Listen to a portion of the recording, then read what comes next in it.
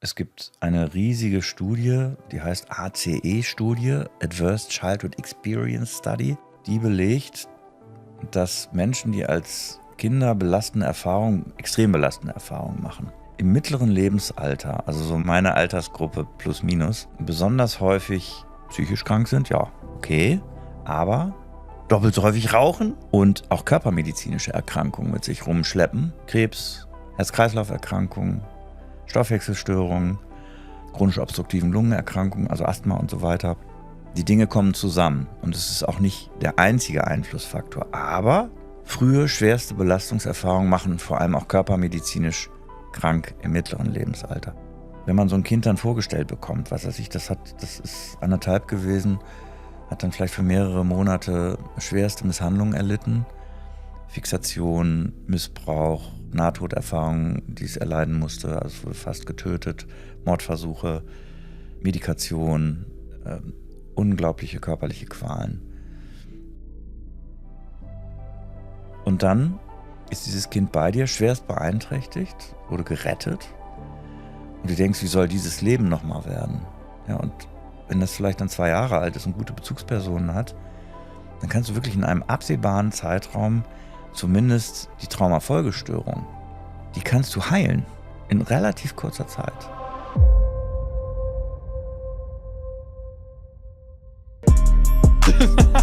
Super geiles Gefühl. Das ist kein Zufall. Den Menschen ist nicht klar, was da oben abgeht. Mindseed mit Leon Heimann. Herzlich willkommen beim Mindseed Podcast, einem Ort für mentale Gesundheit und persönliche Entwicklung. Schön, dass ihr dabei seid. Ich bin euer Host Leon Heimann. In dieser Folge spreche ich mit Dr. Andreas Krüger, Facharzt für Kinder- und Jugendpsychiatrie, über Trauma und insbesondere über früheste Traumatisierungen, die oft schon vor oder kurz nach der Geburt entstehen. Wir sprechen darüber, wie sich solche frühen Erfahrungen im Nervensystem speichern und warum sie häufig unerkannt bleiben und wie sie unser Bindungsverhalten, unseren Selbstwert und unsere Beziehungen im Erwachsenenalter prägen können. Andreas erklärt, woran man frühe Traumafolgen erkennt und warum Heilung auch dann möglich ist, wenn wir keine bewusste Erinnerung an das Erlebte haben. Ein Gespräch über Verletzlichkeit, Entwicklung und die tiefe Hoffnung, dass Veränderung in jedem Alter möglich ist.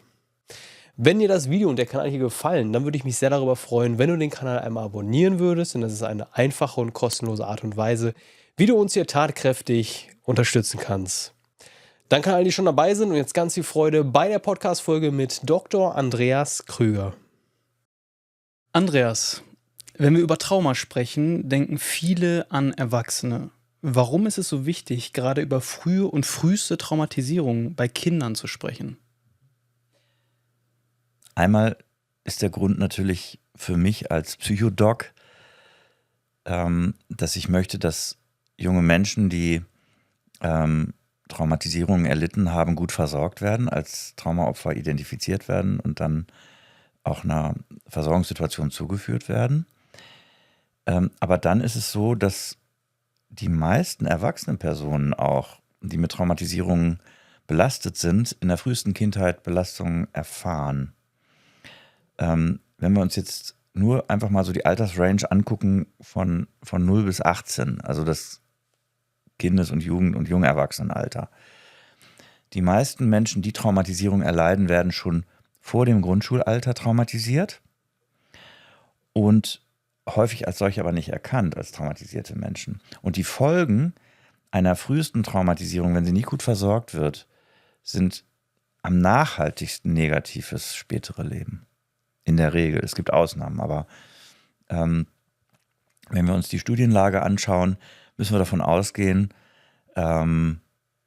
dass in unterschiedlichste Lebensbereiche hinein kindliche schwerste Belastungserfahrungen extrem nachhaltige negative Erfahrungen haben.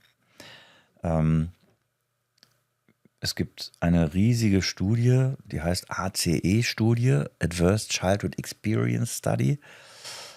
Erste Veröffentlichung 1998, die belegt, dass Menschen, die als Kinder extrem belastende Erfahrungen machen, Also Gewalterfahrung, Missbrauch, Vernachlässigung und so weiter. Und davon vielleicht sogar mehrere, umso schlimmer im mittleren Lebensalter, also so meine Altersgruppe plus minus, besonders häufig psychisch krank sind, ja, okay, aber doppelt so häufig rauchen und auch körpermedizinische Erkrankungen mit sich rumschleppen, wie vermehrt Krebs, Herz-Kreislauf-Erkrankungen, Stoffwechselstörungen. Am höchsten ist eine Verbindung herzustellen zwischen früher Traumatisierung und chronisch obstruktiven Lungenerkrankungen, also Asthma und so weiter. Man darf daraus nicht ableiten, ja, ich werde als kleines Kind traumatisiert und habe deswegen später Asthma. Die Dinge kommen zusammen und es ist auch nicht der einzige Einflussfaktor. Aber, das sagt auch in immer wieder neuen Studien die Forschung, frühe schwerste Belastungserfahrungen machen vor allem auch körpermedizinisch krank im mittleren Lebensalter. Es kommen noch andere Faktoren dazu. Die Leute haben einen schlechteren Sozialoutcome. Also alles läuft irgendwie ein bisschen schräg im Leben, haben schlechtere Lebensverhältnisse, gestörte Beziehungen und so weiter. Und haben dann auch später Schwierigkeiten, in der Art gut Eltern selbst wieder zu sein, für ihre eigenen Kinder. Dass du dich so intensiv mit dem Thema frühe und früheste Traumatisierung beschäftigt hast, hat das was mit deiner eigenen Biografie zu tun? Nö. Also ich habe auch mal ein Päckchen zu tragen, wie viele Menschen, denke ich. Aber ich bin tatsächlich, ich glaube schon, so die Medizin und die Psychomedizin, das interessiert mich schon, weil ich ja das psychologische Thema für mich sehr, sehr früh als interessant identifiziert habe. Schon als Gymnasiast habe ich Sigi Freuds Traumdeutung leidenschaftlich verschlungen, um auch so zu verstehen, ja, was macht Beziehung kompliziert? Vielleicht meine eigene zu mir selbst, auch die Beziehung, die ich vielleicht als Kind und Jugendlicher hier und da erlebt habe. Und mich hat die Medizin fasziniert. Also die körperliche Medizin. So als naturwissenschaftlich interessierter, auch junger Mensch. Und ich war, glaube ich, immer so ein bisschen besonders neugierig, was so natürliche Zusammenhänge angeht. Biounterricht und so, Naturwissenschaften. Da war schon sehr viel Interesse. Und dann, als ich älter wurde, habe ich so für mich identifiziert, es gibt so eine Blackbox.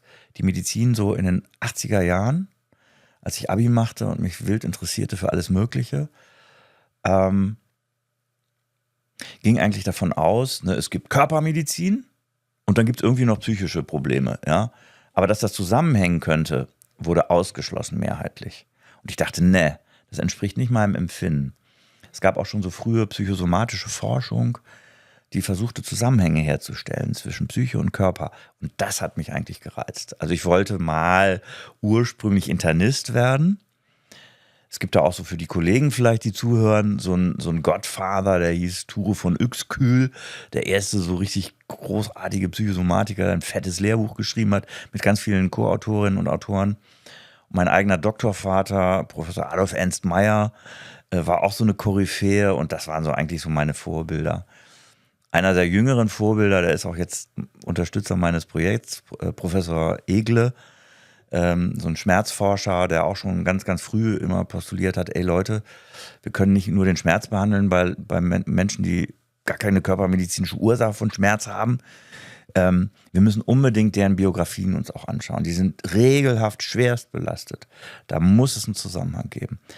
Und da in dem Feld, in der Erwachsenenmedizin, wollte ich mich eigentlich mal tummeln. Und ich bin dann wie die Jungfrau zum Kind geworden. Ich wollte nie Psychiater werden, der ich ja bin, ne? Kinderpsychiater. Ich wollte auch nie an der Uniklinik aus verschiedenen Gründen. Alles habe ich über den Haufen geworfen. Letztendlich hat das Schicksal mich zur Kinderpsychiatrie getrieben und die Kinderpsychiatrie, die früheste Zeit, also vor 30 Jahren, habe ich wirklich schicksalshaft mit schwerst traumatisierenden Kids zu tun gehabt, bei uns in der Klinik. Meine Lehrklinik eigentlich, da ein großes Kinderkrankenhaus der Regelversorgung in Hamburg. Das Kinderkrankenhaus Wilhelmstift, wo ich mit schwerst traumatisierten Kids zu tun hatte, wo wirklich alle mit überfordert waren. Und ich als junger Assistent alle Behandlungsansätze liefen fehl und wir waren alle eigentlich hilflos. Und da dachte ich, da muss doch was gehen für diese Kinder. Und das war der Antrieb eigentlich. Ich glaube, der Antrieb, irgendwie Arzt sein zu wollen und dann auch für diese schwerst belasteten Kinder ein guter Arzt sein zu wollen, es nicht zu können. Nicht sein zu können. Das war der Antrieb. Wirklich diese Schicksale. Bis heute eigentlich. Und auch, ich sag mal, doch, das muss ich sagen. Klar, jeder Mensch hat seine Päckchen zu tragen, du wahrscheinlich auch. Du sitzt ja auch nicht umsonst, ne? So das Psychothema, die juckt dich auch. Mich hat's auch gejuckt und wird's auch weiter jucken. Es ist einfach diese Dankbarkeit auch eigentlich, ein gutes Leben zu haben. Was mir wirklich ein Antrieb ist, und da bin ich richtig glücklich mit, ne? Geben ist seliger denn nehmen, und das ist sehr, sehr wahr. Ich kann wirklich sagen, oh, Klopfholz. Ich, meine Leute, meine Familie, auch mein Freundeskreis, wir sind echt im Tal der Glücklichen unterwegs. Das Leben hat uns so viel geschenkt. Ne? Tolle Familie, tolle Freundschaft, Begabung, materielle Ausstattung. Wir schwimmen eigentlich im glücklichen Meer. Ich glaube, es gilt letztendlich für alle, die irgendwie in unserem Land leben dürfen, die meisten, die einen mehr oder weniger, trotz auch der Krisen, die jeder zu erleben hat und zu verarbeiten hat. Aber es ist mir ein großes Glück, von dem, was ich haben darf in meinem Leben, kleinen Leuten, die richtig am Ground Zero stehen, denen etwas abzugeben. Meine Power, meine Energie am Tag, denen zu widmen. Das ist einer der schönsten Berufe, die ich mir überhaupt vorstellen kann. Ich wollte nichts anderes machen. Und das ist eine ganz, ganz starke Triebfeder, auch immer weiterzugehen, zu kämpfen, mich auch im Ehrenamt über all die Jahre immer wieder engagiert zu haben. Ja, Dankbarkeit. Wir machen eine ganz kurze Pause, in der ich euch einmal daran erinnern möchte, falls ihr das Video auf YouTube schaut, einmal auf den Like-Button zu klicken, und falls ihr das Ganze über Spotify oder Apple Podcasts anhört oder anschaut, uns einmal eine Bewertung für den Kanal zu hinterlassen. Damit unterstützt ihr uns und wir können weiterhin sicherstellen, die besten Leute hier in den Podcast zu holen und unsere ganze Energie hier reinzustecken. Danke für eure Unterstützung und jetzt zurück zur Folge. Wer sind diese Kids, die am Ground Zero stehen? Pah! Ich sag mal, wenn wir über das Thema Psychotrauma sprechen, dann ist so ein Slogan, den auch Ankerland, der Verein und das Therapiezentrum, was ich mit vielen tollen Leuten gründen durfte, was wir immer wieder so sagen, es kann jedes Kind treffen. Ich bin selbst Vater, habe mehrere Kinder und bin heilfroh, dass die so glücklich durchs Leben ziehen dürfen. Auch das ist eine ganz, ganz große Dankbarkeit, die ich spüre. Und die so erfolgreich sein dürfen. Also ich meine damit nicht nur gut in Mathe und schöne Berufe, sondern auch ein gutes Leben haben dürfen. Und das geht nun also wirklich nicht allen Kindern so. Und es kann jedes Kind treffen erstmal. Auch die Kinder aus unseren Verhältnissen, die scheinbar oder auch wirklich ein glückliches Leben haben. Ne? Du gehst auf dem Schulweg ahnungslos über die Straße und dann gibt es einen schweren Verkehrsunfall mit Todesfolge. Du bist als Kind mit 8 Jahren Zeugin. Und du hast niemanden, der in dem Moment psychosoziale Notfallversorgung macht. Ne? Irgendwie ganz viel Trubel und du hast diese Bilder im Kopf und diese Not, die da sichtbar wird, gehst nach Hause, redest vielleicht auch nicht drüber und entwickelst so ganz leise eine posttraumatische Belastungsstörung. In meinem Sprachjargon so für die Kids so eine Art Notfallprogramm im Kopf habe ich irgendwann mal so mir ausgedacht. Und das kann ein Kinderleben mit 8 völlig aus der Bahn werfen. Die Erfahrung ist hart, ja, aber auch die Folge, so eine Traumafolgestörung, verändert dich radikal. Ne? Und das kann Anlass sein. Ich sag mal, das Einfachste, das zynisch, dieses Kind leidet unglaublich, was das durchgemacht hat und jetzt unerkannt vielleicht mit so einer Störung rumrennt. Aber es gibt eben auch die Kinder, die, was weiß ich, im Mutterleib schon Belastungen erfahren, weil die Mutter IV-drogenabhängig ist. Die quasi als Ungeborene schon opiatabhängig sind. Ja? Die auf die Welt kommen und einen kalten Entzug durchmachen. Die dann als Säuglinge, weil die Mutter nicht identifizierbar ist fürs Hilfesystem, sich irgendwie mit diesem Säugling durchschlägt, zwischendurch wieder Stoff braucht, den Säugling liegen lässt. Und irgendwann kommt dann mal das Jugendamt drauf, durch irgendeinen Hinweis aus der Nachbarschaft, da ist eine Mutter mit Baby.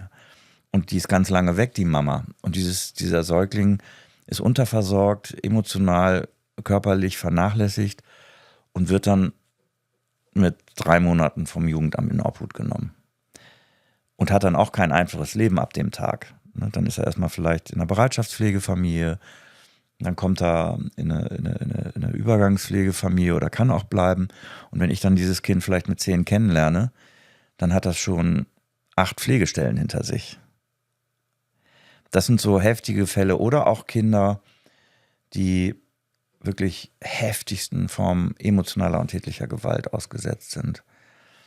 Kinder, die auch organisierten pädokriminellen Kreisen zum Opfer gefallen sind, die aus irgendwelchen glücklichen Verhältnissen heraus, aus diesen Verhältnissen rausgekommen sind.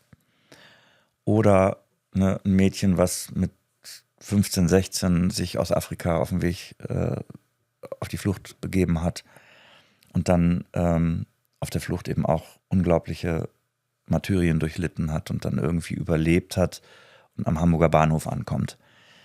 Es gibt eigentlich kein Grauen, was man sich nicht, es gibt nichts, was man sich nicht vorstellen kann an Grauen, was Kindern zugefügt wird. Das ist so meine, ja auch traurige Quintessenz nach einem Vierteljahrhundert im Schwerpunkt Arbeit mit diesen Kindern. Und wenn man da natürlich auch so ein bisschen sichtbar wird in der Szene als jemand, der sich dieser Verhältnisse annimmt, auch mit meinem Team da beim Ankerland, dann kriegt man natürlich auch immer wieder so, ja, in Anführungszeichen spektakuläre Vorstellungsanlässe, wo, was weiß ich, die Polizei sich dann meldet, die Sitte, ne, und ey Krüger, kannst du mal, wir kennen uns schon seit vielen Jahren, wir haben einen besonders schweren Fall. Und klar, dann versucht man natürlich auch zu helfen. Ich würde gerne einmal von vorne starten. Und du hast gerade gesagt, dass es ja so ist, dass man auch schon eine Traumatisierung erleiden kann, wenn man im Mutterleib ist. Bei mir war es so, nicht, dass meine Mutter drogenabhängig war, sondern mein biologischer Vater war drogenabhängig. Also wirklich stark drogenabhängig auf Heroin und also richtig krass. Ich habe mich immer gefragt, ob das irgendwie Einfluss auf mich gehabt hat. Weil du sagst ja, ne, im Mutterleib, wenn die Mutter jetzt drogenabhängig ist, dann kann das Einfluss auf dich haben. Denkst du, dass das auch genetisch zum Beispiel jetzt einen Einfluss haben kann, wenn der Vater drogenabhängig war? Das glaube ich nicht. Genetisch eher nicht. Also ich bin jetzt kein Psychologe oder psychobiologisch versierter Experte für Einfluss von zum Beispiel Opiaten, Entzugserscheinungen auf die genetische Disposition. Aber da würde ich mal von absehen, das glaube ich nicht. Was aber mit Sicherheit natürlich Stress bedeutet hat, als schwangere Frau mit einem opiatabhängigen Partner zusammen zu sein. Haben die denn zusammen gelebt? Also meine Mutter hat den damals kennengelernt, die waren zusammen, gerade mal seit ein paar Monaten und dann wurde sie schwanger und hat mich dann ausgetragen und ihr ist auch erst später klar geworden, dass der dann drogenabhängig war und dann gab es einige Vorfälle, die halt, ne, also Gewalt und so weiter und dann irgendwann war sie so stark und hat sich dann von ihm getrennt. Ja, und super. Wie alt warst du da? Ich war da ganz klein, also ich kann mich daran nicht mehr erinnern. Wäre aber interessant mal rauszukriegen, ne? So ein bisschen autobiografische Spurensuche. Also wo wir heute Erkenntnisse haben, ist, dass extreme Stresserfahrung der Mutter Einfluss auf das Ungeborene haben kann. Also in der Form, als dass es zu sogenannten epigenetischen Veränderungen kommen kann. Also das Genom, der psychobiologische Grundbaukasten, aus dem wir alle gebastelt sind, ne? Oder auf dem wir alle unsere Entwicklung aufbauen, der bleibt unverändert. Aber die sogenannte Genexposition, also ob jetzt ein Gen seine Funktion ausübt, eine Genmaterialfunktion ausübt oder nicht, der Schalter angeschaltet wird für eine bestimmte Funktion, da kann Extremstresserfahrung Einfluss drauf nehmen. Das ist wichtig, das zu unterscheiden. Also, was zum Beispiel vererbt werden kann, ist eine Disposition einer Stressregulationsstörung. Das ist denkbar. Und dann gibt es natürlich auch Einflüsse, die das äußere Leben auf das ungeborene Leben direkt hat. Also der berühmte Tritt in den Bauch der schwangeren Mutter. Da erlebt dann das Ungeborene selbst traumatischen Stress. Und aber auch über die Plazenta, über die Nabelschnur wird quasi Stresshormon, auch wenn die Mutter nur emotionalen Stress erleidet, der traumatisierende Wirkung hat, schon übertragen. Aber es kann ja auch zu direkten physischen, bedrohlichen Erfahrungen fürs Ungeborene kommen. Also das wäre zum Beispiel noch, wir haben uns ja auch kurz über deine Mutter erzählt und ausgetauscht, das würde ich sie mal fragen, ob sie eigentlich und in welcher Form, ne, soll mal in Ruhe aufschreiben, wenn sie dazu in der Lage ist, was du da so durchgemacht hast. Das würde mich interessieren, weil wenn sie nicht mehr ist, wirst du es nicht erfahren. Und das sind schon interessante Informationen, die helfen können zu klären, welche Einflüsse hatte jetzt so eine früheste Erfahrung auf mich als Individuum. Ich kann mir vorstellen, dass einige Menschen, die gerade zuhören, vielleicht in ähnlichen Konstellationen aufgewachsen sind und sich auch gerade fragen, ja, inwieweit hat mich das eigentlich heute beeinflusst? Mhm. Und du hast ja mit Sicherheit schon einige solche Fälle erlebt. Kannst du uns mal ein konkretes Beispiel nennen, wie sich sowas dann später im Erwachsenenalter, so eine vorgeburtliche, ich weiß nicht, ob ich das so sagen kann, Situation da auswirken kann auf einen Erwachsenen? Mhm. Also du bist ja, dein Leben ist ja gelungen. Ja, du bist ja auch ein Glückspilz irgendwie, trotz der schwierigen Verhältnisse. Ne? Du bist sehr erfolgreich, du machst irgendwie so einen Eindruck jedenfalls. Und das spricht ja schon dafür, dass schädliche Wirkungen auf dein Sein nur ganz begrenzt Einfluss nehmen konnten. Du hast dich durchgesetzt so. Und deine Mutter hat sich vor allem auch mit dir durchgesetzt und hat dann ja auch irgendwann Schlussstrich über schädigende Verhältnisse gezogen und hat ein neues Leben gesucht und gefunden. Und das finde ich so wunderbar auch und das ist auch so berührend in meiner Arbeit, wenn du dann mit Kindern arbeitest, die auch wirklich als Kleinkinder schon gefoltert wurden. Also durch irgendwelche schwerst persönlichkeitsgestörten, meist selbst traumatisierten Erwachsenen, die in irgendwelchen organisierten Kreisen wirklich Kinder und teilweise Babys fertig machen. Das will keiner hören, ne? Aber unterhalte ich mal, der darf es vielleicht nicht erzählen, aber auch die Polizei hat mit solchen Fällen zu tun und die Kriminalpolizei und die Rechtsmedizin und so weiter. Wenn man so ein Kind dann vorgestellt bekommt, was weiß ich, das ist 1,5 gewesen, hat dann vielleicht für mehrere Monate schwerste Misshandlungen erlitten, Fixation, Missbrauch, Nahtoderfahrungen, die es erleiden musste, also es wurde fast getötet, Mordversuche, Medikation, unglaubliche körperliche Qualen. Und dann ist dieses Kind bei dir schwerst beeinträchtigt, wurde gerettet. Und du denkst, wie soll dieses Leben nochmal werden? Ja, und wenn das vielleicht dann 2 Jahre alt ist und gute Bezugspersonen hat, dann kannst du wirklich in einem absehbaren Zeitraum zumindest die Traumafolgestörung, also posttraumatische Belastungsstörung sei da zu nennen, und dann wahrscheinlich in so einem Fall dann immer komplexe dissoziative Störung, die kannst du heilen in relativ kurzer Zeit. Ne, wenn Fachkunde und Liebe und kontinuierliche Fürsorge zu dem Schaden begegnen, der da im Kind entstanden ist. Das ist so wunderbar, dass das Holz noch so weich ist und deswegen stehen wir bei Ankerland auch dafür, so früh wie möglich Hilfen zu leisten, wenn solche Verhältnisse stattgefunden haben. Die Heilhaut, die ist noch so stark bei so einem kleinen Kind. Schwierig ist halt, wenn sich die Verhältnisse verselbstständigen und du jetzt für dein Schicksal gesprochen, deine Mutter sich nicht getrennt hätte, sich sogar vielleicht in Kreise bewegt hätte, wo sie selbst drogenabhängig geworden wäre, dann würdest du hier mit größter Wahrscheinlichkeit nicht sitzen.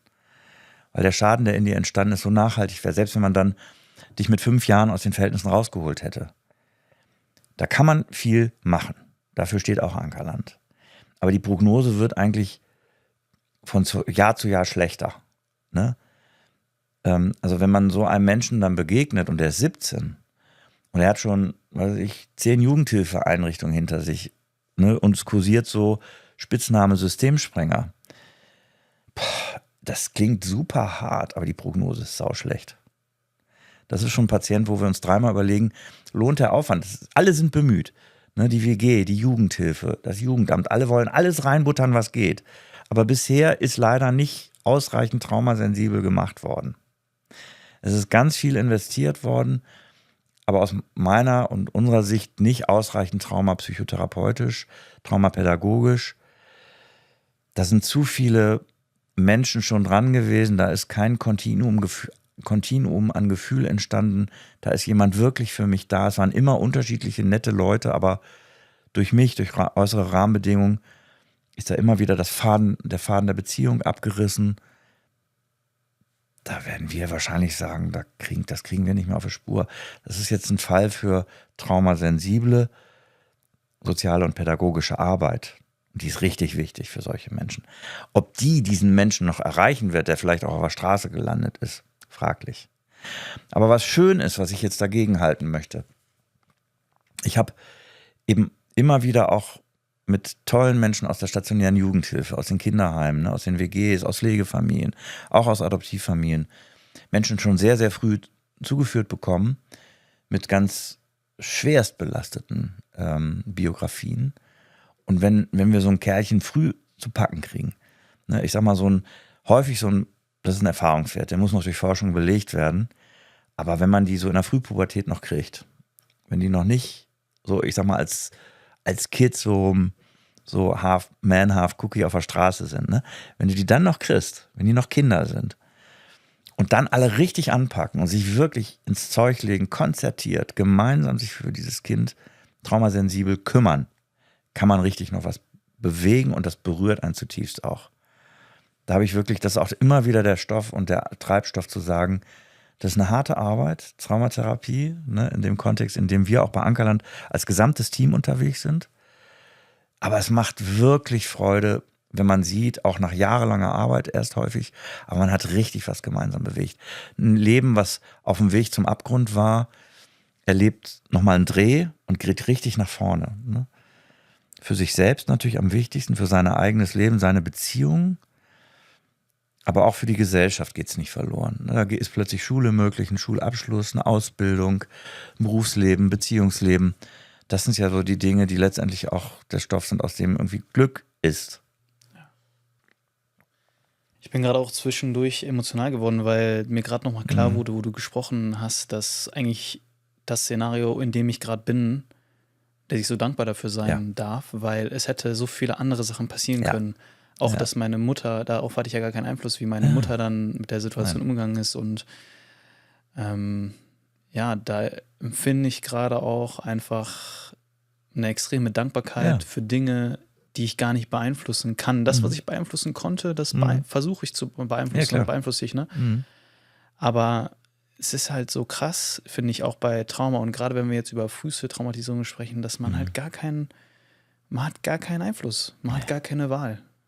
Nee, das Kind ist Spielball im Ozean des Schicksals. Ne? Das ist so, und das ist auch wieder toll. Ne? Wir sind ja nur auch, wenn wir da sein dürfen, dann ist es toll, glaube ich. Ne? In der Regel bedeutet das dann wirklich auch, dass wir so Gamechanger sein dürfen.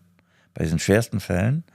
Es ist schon x-mal in meinem Berufsleben vorgekommen, dass wirklich auch das Jugendamt, das ganze Hilfesystem nicht mehr weiter wusste so, ne? Und geht da irgendwas? Und dann kriegen wir was gedreht. Aber bis es dahin kommt, ne? Zum Beispiel so eine Entscheidung wie die deiner Mutter, ne? Oder eine Nachbarin, die den Hörer in der Hand nimmt und sagt, ey, liebe Polizei, da läuft irgendwas nicht gut in der Wohnung nebenan. Das ist ein Anruf, ja, aber der ist schicksalsentscheidend für ein ganzes Leben. Und das ist Glück, ne? Das ist schon so. Du hast über viele Jahre traumatisierte Kinder und Familien, vor allem die Kinder, behandelt. Was ist dir dabei besonders häufig begegnet und was ist dir dann auch besonders im Gedächtnis geblieben? Also häufig begegnet, und das spiegeln auch die Zahlen wider, ist mir das Phänomen häusliche Gewalt, Vernachlässigung. Das sind eigentlich die schwersten und schwierigsten Verhältnisse. Je früher das ist, das muss man auch noch ergänzend erwähnen, kommen dann zu der Traumafolgestörung im engeren Sinne, posttraumatische Belastungsstörung, dissoziative Störung, auch noch eine Bindungsstörung dazu. Eine leichte Bindungsbeeinträchtigung ist gut zu kompensieren, haben viele Menschen nicht mal mit zu kämpfen. Aber es gibt schwere Formen von Bindungsstörung, die das Leben unglaublich erschweren und auch die therapeutische Arbeit unglaublich verkomplizieren. Das ist das häufigste Phänomen. Und was mir so hängen bleibt, sind eigentlich, so Erfolge, die kleine Leute mit uns zusammen feiern. Also, Magst du mal eine Geschichte erzählen? Also die dir jetzt gerade in den Kopf kommt. Eine, die wirklich, wo du dich dran erinnerst, wo du dich vielleicht, wo dich das schon auch schockiert hat, was da passiert ist, aber wo du danach auch sagen konntest, wow, wie schön, dass es sich dann doch noch positiv gewendet hat. Also ich erinnere einen Fall, der ist schon sehr, sehr lange her. Und deswegen kann ich es ganz gut erzählen, weil es einer von vielen ist. Das ist eine Schablone für viele ähnliche Verhältnisse. Aber ich habe eine konkrete Patientin dazu vor Augen.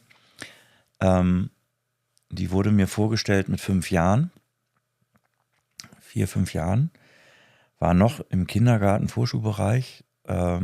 Und fiel auf, weil sie durch sogenanntes expansives Verhalten den ganzen sozialen Kontext massiv störte. Also sie hat ständig andere Kinder geärgert, sie ist ständig, hat Regeln nicht eingehalten, war hyperaktiv. Und was dann auch so den sozialen Rahmen fast gesprengt hat, es war, dass sie massiv sexualisiertes Verhalten gezeigt hat, grenzüberschreitendes anderen Kindern, auch kleineren gegenüber.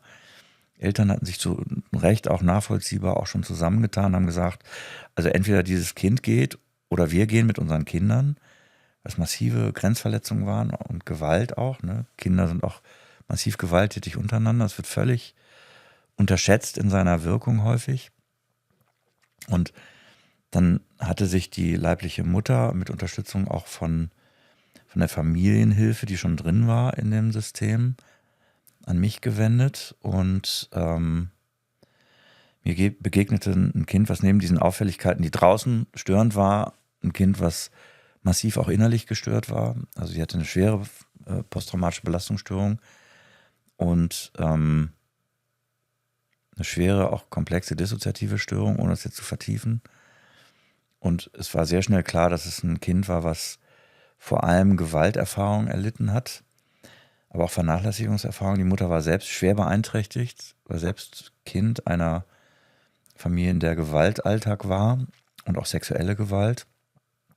Und auch ihr Mädchen, es war zu dem Zeitpunkt noch ein Einzelkind, war Opfer von Partnerschaftsgewalt geworden. Einmal in Zeugenschaft, wurde aber auch von Partnern der Mutter schwer tätlich misshandelt und auch sexuell missbraucht. Und das war auch noch nicht alles abgeschlossen. Da war es dann erstmal so mein Auftrag auch, damals gab es Ankerlandzentrum noch nicht, mein Auftrag war erstmal ein bisschen Ordnung ins System reinzubringen, indem ich Mutter- und Jugendamt unterstützt habe, dass bestimmte Umgangsverhältnisse ausgeschlossen wurden und dieses Kind nicht mehr dem Täter ausgeliefert war, Sicherheit hergestellt wurde. Und dann war es sehr schnell klar, das war eine ganz tolle Mama, aber selbst total beeinträchtigt. Sie litt auch an sich selbst und auch daran, dass sie ihrem Kind nicht geben konnte, was sie braucht. Das Fiese ist ja, wenn so ein Kind schwer traumatisiert ist, braucht besondere Fürsorge. So Pflegefamilien, die haben, ich sag mal, jede zweite Pflegefamilie hat ein Bundesverdienstkreuz verdient. Ja? Und auch die Adoptivfamilien häufig. Weil das häufig schwer belastete Kinder sind, die dann irgendwie ein Zuhause finden, aber da erstmal ihr Leben auch mitbringen. Und auch die Belastung, die sie in sich tragen, auch das neue Familienleben belasten. Ne? Und wie ist das, wenn aber aus solchen Verhältnissen raus dann selbst die Mutter so schwer beeinträchtigt ist? Ne? Und wenn die auch noch natürlich Schuldgefühle hat. Ich meine, sie hat ja letztendlich die Kerle zu verantworten, die das Leid von ihr selbst und das ihrer Tochter auch zu verantworten haben. Das ist eine Gemengelage, die ist häufig der Elternfunktion nicht so dienlich. Und schon gar nicht, wenn das ein Kind ist, was so einen Versorgungsbedarf hat. Und es war diese Patientin erinnere ich immer wieder deswegen, weil diese Mutter für mich eine Heldin war. Die hat über einen 2-jährigen Prozess dann geschafft, ne, die ganze Zeit war das Kind bei mir, die Familienhilfe war immer in den Therapien dabei. Und die Mutter hat dann irgendwann über eine Schleife geschafft zu sagen, das bricht mir fast das Herz, aber ich kann meiner Tochter nicht genügen. Wir brauchen eine Pflegefamilie. Und dann haben wir mit dem Jugendamt und der Mutter zusammen wirklich eine ganz, ganz tolle Pflegefamilie gefunden. Auch da, ne, der Pflegevater war selbst Heimkind. Das muss nicht die beste Lösung sein, aber wenn das gute Leute sind und die, sag ich mal, reflektiert und auch geläutert mit ihrem eigenen Schicksal in die Jugendhilfe gehen, in die Pflegefamilienfunktion gehen, das ist genial. Also das ist eigentlich das Beste, was passieren kann. Weil dieser Vater wusste, wie es sich anfühlt, nicht mehr zu Hause zu leben. Ne? Also die haben die dann bei sich aufgenommen mit einer Frau, die war Sozialpädagogin, er auch, und hatten andere Pflegekinder, eigene leibliche Kinder, also und so ein bisschen Bullabü-mäßiges Zuhause. Genial. So, und die haben dann dieses Kind übernommen, auch die Therapie dann weiter begleitet.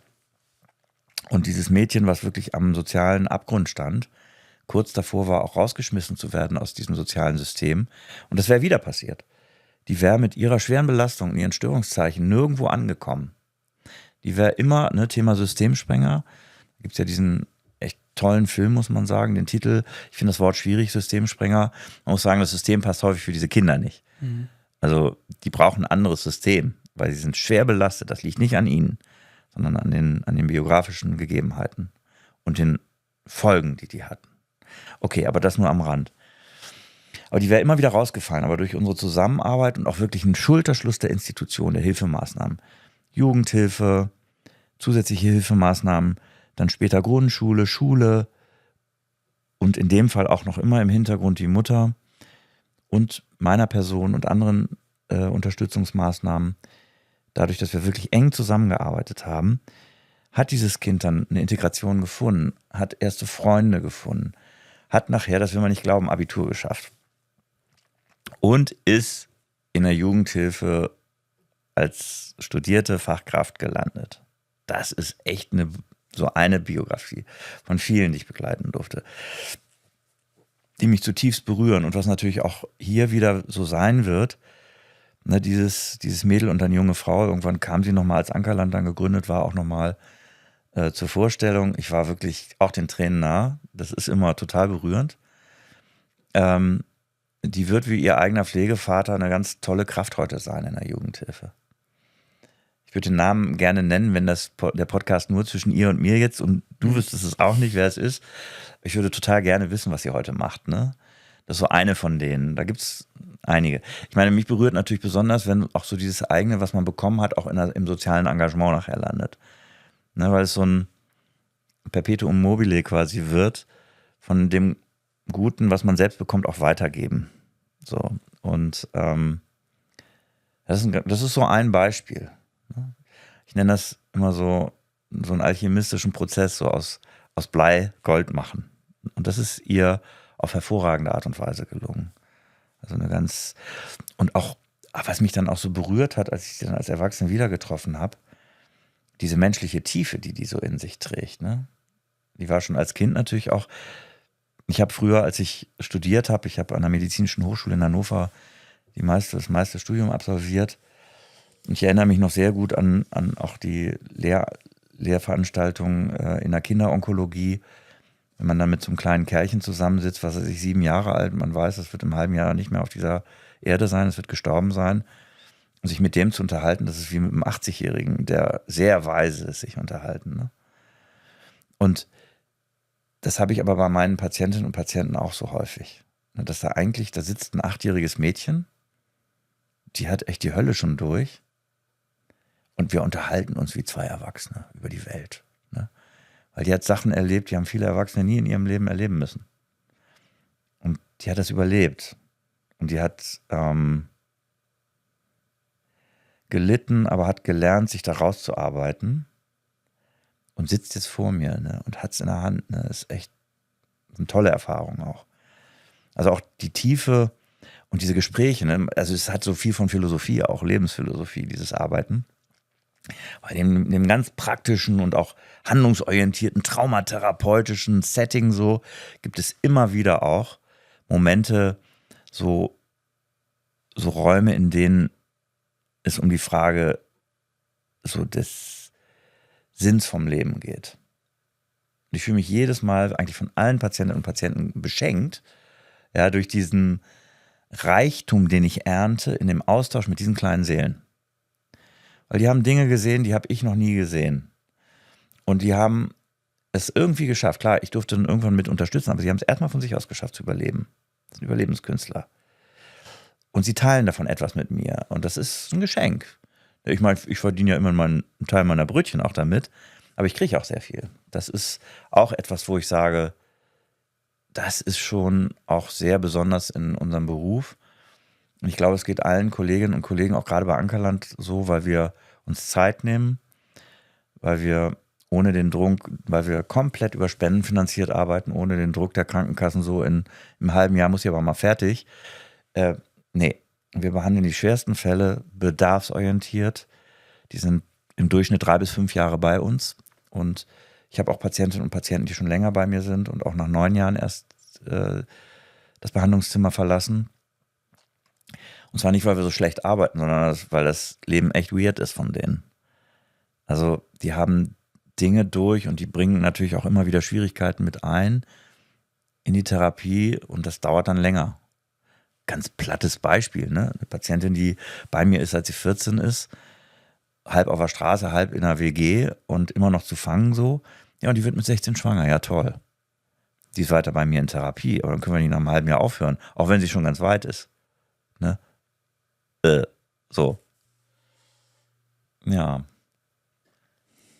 Ich finde diesen Punkt, den du gerade angesprochen hast, auch sehr interessant. Also menschliche Tiefe ist ja was Schönes. Mhm. Ich persönlich fühle mich davon auch extrem angezogen und das weckt in mir eine gewisse Bewunderung, Verbundenheit, dieser Tiefgang. Und diese Schönheit steht dann in Verbindung mit einem Trauma, was ja was Dunkles ist, was ja das Gegenteil eigentlich schon ist. Und ich finde es jedes Mal interessant, wie diese Sachen miteinander verwoben sind. Es gibt ja diesen Fachbegriff, ich finde ihn schwierig, ne? Traumatic Growth, also Wachstum durch Trauma. Und da muss ja irgendwie was dran sein. Ne? Also ich bin leidenschaftlicher Musikfan, ne? Und wenn du dir die Biografien sowohl von klassischen als auch Jazzmusikern, das sind so meine Sphären, in denen ich mich besonders gerne bewege, wenn du dir die anguckst, sind das häufig sehr belastete Biografien, die dann zu so einer schönen Musik führen. In der Komposition, in der Ausführung. Das Gleiche gilt auch für die bildenden Künste. Ne? So, was weiß ich, guck dir Leute an wie Niki de Saint-Phalle. Jeder kennt die, ob er den Namen nun kennt oder nicht. Diese wilden, dreisten Frauenfiguren, ganz bunt angemalt, stilisiert. In jeder Metropole steht so ein Ding rum. Und sie hat irgendwie vom Freund so einen Garten in der Toskana geschenkt bekommen. Den hat sie Tarotgarten genannt und ihre Biografie da eigentlich von Missbrauch durch den eigenen Vater aufgearbeitet. Das ist, elektrisierend. Ja? Also wie Leidvolles so verwandelt wird in Schönheit. Ne? Aber das ist natürlich nur ein ganz, ganz kleiner Aspekt, den wir da sehen von Traumatisierung. Ne? Wenn du jetzt auch die Rockstars nimmst, sind so viele traumatisiert, ne? So, ne? Kurt Cobain oder so, ja, die sind dann halt einfach liegen dann irgendwann tot in der Badewanne. Ja, so mit 25. Das ist, Traumatic Growth ist schön, wenn man es haben darf. Es ist auch wieder viel Glück im Einzelfall, aber endet nicht immer glücklich. Und aber tatsächlich, ne, wenn so ein Kind oder auch vielleicht erwachsene Personen wahrscheinlich durch viele Unterstützung von außen, tolle Menschen, vielleicht auch Traumatherapie, ja, so aus diesem Morast sich rausbewegen können und mit dieser Erfahrung dann Leben gestalten, das hat schon, ja, da entsteht dann häufig schon auch diese Tiefe. Und die ist auch, ja, die ist begründet auch ein Stück in dem Leidvollen, was die Menschen erlitten haben. Das ist, glaube ich glaube, es gibt zwei Möglichkeiten, so meine Erkenntnis des Lebens, sauglücklich zu sein. Es gibt diese kleine Handvoll unter 100.000 Menschen, die kriegen einfach nur Liebe und das Futter, was der Mensch braucht, um zu seiner ganzen Schönheit und zum Glück emporzuwachsen. Ich kenne davon aber ich habe vielleicht in meinem Leben nicht mal 5 davon kennengelernt. So. Beim Rest würde ich eher so sagen, ne, so aus dem, was man da durchgemacht hat, lernen und ein gutes Leben draus basteln. Das ist wahrscheinlich der Hauptweg, den die meisten gehen. Mehr oder weniger stark belastet. Und dazwischen bewegt man sich. Und die meisten haben wahrscheinlich eine Mischung aus beidem und bauen sich ein Leben draus. Die Wahrscheinlichkeit aber, naja, ich würde nicht sagen, also eine Tiefe hast du, glaube ich, auch durchaus, wenn du als Obdachlose am Straßenrand sitzt und dich abends in deinen schmuddeligen Schlafsack mummelst. Doch, ich kann mich auch erinnern, zum Beispiel, ich habe in Hamburg auch im mittlerweile nicht mehr existierenden Hafenkrankenhaus direkt an der Reeperbahn auch mal arbeiten dürfen. Und das hat mich ganz tief berührt. Das war ein Berufspraktikum in der Chirurgie. Und die Hafenkrankenhauschirurgie, die hatte natürlich viel mit dem Kiez zu tun und Obdachlosigkeit und eben auch viele Menschen, die drogenabhängig dann da nachts in die Notaufnahme kamen und dann da auf Station waren mit Spritzenabszessen und was weiß ich, die jungen Mädels, bildschön waren sie wahrscheinlich mal prostituiert mit schwersten Verletzungszeichen und Abszessen und Drogenabhängigkeit und so. Und da hat man schon das Gefühl gehabt, das hat mich zutiefst berührt, auch teilweise die Gespräche da, die ich da geführt habe. Da ist eine Tiefe, aber die wird das Licht nicht mehr erreichen. Das ist Abgrund. So. Da ist einfach, da kommt die Hilfe zu spät. Ne? Die Drogen haben die aufgefressen und das schlechte Leben. Ne? Oder auch die Menschen, die dann kriminell werden. Und wir wissen ja heute, dass der größte Teil von Inhaftierten schwer traumatisierte Menschen sind. Und auch der Weg in die Kriminalität ist einer, der mit Trauma assoziiert ist, auch durch Forschung belegt. Das ist dann, die haben auch Tiefe, diese Menschen, das würde ich denen überhaupt nicht absprechen, ne? Aber es ist eben nicht verbunden mit Glück, sondern mit ganz viel Unglück und das ist, würde ich mal sagen, auch nach dem, was man an Studienerkenntnissen hat, der wahrscheinlichere Weg für ein traumatisiertes Kind. Ne? Du hast gesagt, diese Tiefe, die hast du auch in diesem Krankenhaus da in Hamburg gespürt, wo du mit Menschen in Interaktion getreten bist, wo du gemerkt hast, du hast es gerade so beschrieben, das Licht ist schon aus. Was hast du denn da gespürt, wenn du mit denen gesprochen hast? Und Trauer. Und wo du dann das Gefühl hattest, Ja. die Droge hat die Person aufgefressen, also was, und wo du dann wirklich zu dem Entschluss gekommen bist, okay, das Licht ist jetzt aus. Ja, nicht ganz, sie leben ja noch, ne? Ja, sie aber vegetieren. Also was ist das für ein, wie ist die Dynamik? Na, ich glaube schon, also wenn du jetzt so im Heilswesen unterwegs bist, ne, so ich Medizinmann, du Patient, das ist eine Verabredung, dann begegnen die Menschen natürlich dir, ich glaube, es ist egal, ob du jetzt Psychodoc bist oder Chirurg, ne? Die Leute kommen mit ihrer Bedürftigkeit. Sie haben Herzeleid, sie haben körperliches Leid und du bist jetzt der Mensch, der es richten soll. Das ist die Sehnsucht, die Hoffnung und damit kommen sie. Und ob das jetzt irgendwie am Krankenbett ist oder im Therapiezimmer, öffnet sich da dir gegenüber, wenn das Matching stimmt, ne, irgendwie ein Herz. Und du bist plötzlich einem Menschen ganz, ganz nah. Ne? Und ich habe auch da zum Beispiel, habe ich ganz konkret eine Patientin, die werde ich nie vergessen, das weiß ich, die ist mit Sicherheit tot. Ne? Die war jünger als ich war junger Student, ne? So weiß ich, keine Ahnung, wie alt war ich? Vielleicht war ich 24 oder so. Und dieses Mädel war wahrscheinlich, keine Ahnung, 18 oder so. Also wirklich ein ganz hübsches Mädchen. Da waren viele Prostituierte auch in der Abteilung. Und die hat mich irgendwie besonders berührt. Ne? Und ich habe tiefe Trauer empfunden, weil ich dachte, es gibt ja so Lost Places, ne? Aber es gibt auch Lost People, so. Die ist einfach irgendwann vergessen worden als Kind. 100%. Und dann nimmt das Schicksal seinen Lauf. Und ich habe natürlich auch Patienten im Psychobereich verloren. Ne? Psychotrauma im jugendlichen Alter, wenn es schwer kommt, ist leider häufig auch mit Drogenkonsum verbunden. Und selbst wenn es nur das Kiffen ist, was häufig genutzt wird, um Störungszeichen auch von Notfallprogrammen und Co. im Rahmen zu halten.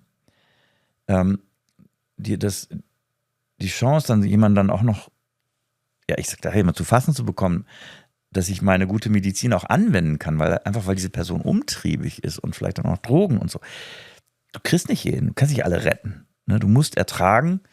Das gehört, glaube ich, zur Herzchirurgie genauso dazu wie zur Psychotraumatologie, wenn du mit den ganz harten Geschichten auch arbeitest. Du verlierst die auch. Ne? Weil es liegt nicht an dir, es liegt nicht an den Möglichkeiten, die du mitbringen könntest, das ganze Team um dich rum, der ganze Hilfeapparat. Aber ab einem bestimmten Punkt kann der Mensch halt eigene Entscheidungen treffen und sie auch umsetzen.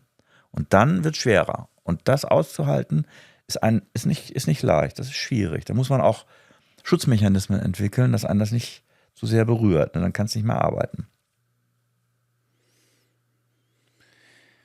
Ich würde gerne nochmal zurückkommen zu diesen wirklich frühesten Traumatisierungen, die ja diese Menschen da auch erlebt haben, wo du gerade gesagt hast, die wurde safe vergessen als Kind, ne? Ab wann kann man bei einem Kind überhaupt von einer Traumafolgestörung sprechen? Das ist eine der spannendsten Fragen und der schwierigst zu beantwortenden Fragen auch. Ich finde es gar nicht so schwierig, aber die Forschung tut sich schwer. Auch wenn ich jetzt Psychodoc bin und mit Leidenschaft Kinderpsychiater, muss ich sagen, zum Glück doch auch körpermedizinisch sozialisiert worden. Und in der Körpermedizin ist das sowas von glasklar. Du brauchst erstmal eine präzise Diagnose und dann kommt die Behandlung. Und so in unserer Psychomedizin wird das für mich in meinem Empfinden manchmal nicht gründlich genug verfolgt. Diese Idee erstmal und dieser Grundsatz, erstmal brauche ich eine schlüssige, passende Diagnose. Das klingt jetzt so, als hätten wir in der Psychomedizin keine Diagnosen. Wir haben jede Menge Diagnosen, Psychodiagnosen. Aber genau an dem Punkt, frühe Traumatisierung, ich würde nicht sagen, scheitert das Diagnosesystem. Ja doch, aber in einigen Punkten sogar, würde ich behaupten wollen, scheitert das Diagnosesystem, was wir auf Psychokrankheiten anwenden. Ich darf das jetzt nicht zu lange formulieren, ist ja ein Podcast jetzt hier und nicht eine Vortragsveranstaltung. Das Schwierige bei den Psychodiagnosen generell ist, dass du ja ein Gegenüber brauchst, mit dem du kommunizierst. Weil, Krüger, mach mal eine typische Handbewegung. Ich setze jetzt mal meine Hand hier an den Kopf und Deckel auf, Deckel zu, geht halt nicht. Wir können in den Kopf nicht reingucken als Arzt oder Ärztin für die Seele. Als Knochenchirurgin habe ich es einfach. Ich brauche nicht mal die Sprache des Gegenüber zu verstehen. Ne? Du Swahili, ich Deutsch, macht nichts. Ich sehe, Arm kaputt, gebrochen, ne? Schraub, operier, fettig, heile. Ich konnte tätig werden. Aber ich brauche Kommunikation zwischen, jetzt in meinem Fall, Kind, Jugendlichen und mir, damit ich überhaupt erstmal einen Erkenntnisstand gewinnen kann, der zu einer Diagnose führt, der zu einer Behandlung führt. Ja, aber wie ist das jetzt mit frühester Traumatisierung im Säugling? Ja, ich sage, zu meiner Erkenntnis nach, das ist eine klinische Erkenntnis, wird der Mensch spätestens ab ersten Atemzug eine PTBS entwickeln können. Das ist eine Grundanlage, das Notfallprogramm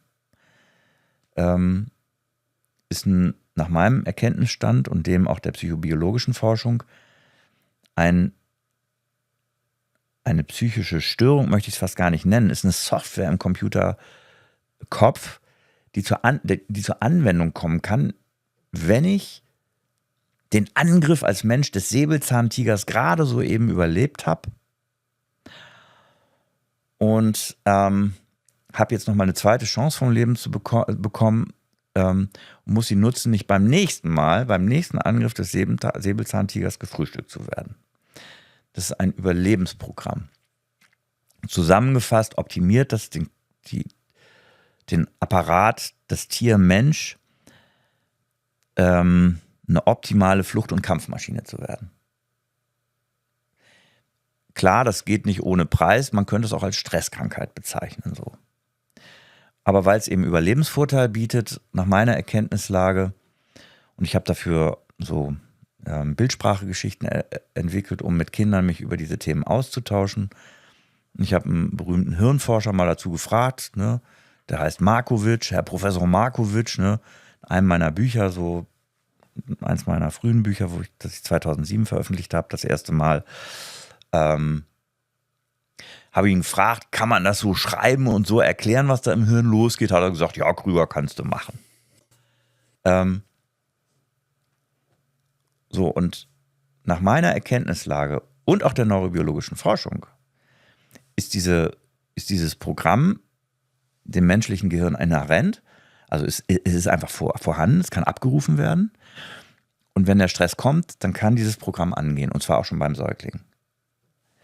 Da ist sich die Forschung aber sehr, sehr uneins. Ein von mir super geschätzter Kollege aus New Orleans, Michael Scheringer heißt der hat gerade jetzt ganz aktuell eine Studie veröffentlicht, wo er sich mal umgetan hat, geguckt hat. Er selbst hat da intensiv geforscht, sehr segensreich für die Kinder, und hat Definitionen gefunden und auch durch Forschung unterlegt, wo man sagen kann, spätestens ab 3 kannst du ganz sicher eine posttraumatische Belastungsstörung vergeben.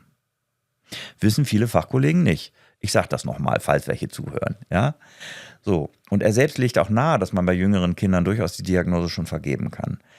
Aber die durch Forschung belegte Sichtbarkeit, die Evidenz, gibt es dazu noch nicht.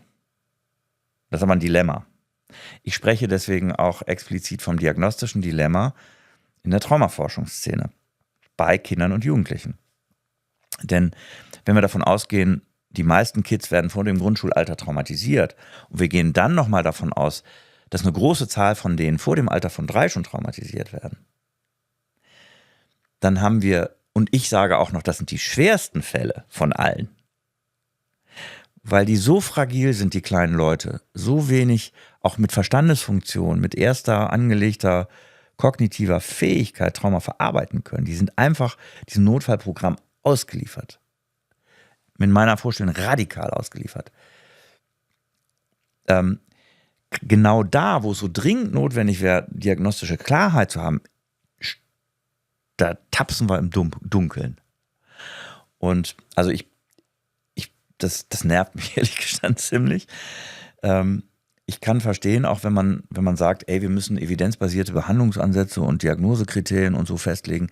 Ja, aber wenn wir sie nicht haben, müssen wir doch trotzdem mit dem Leiden arbeiten. Ne? Und das nervt mich auch an der Psychomedizin. Ne?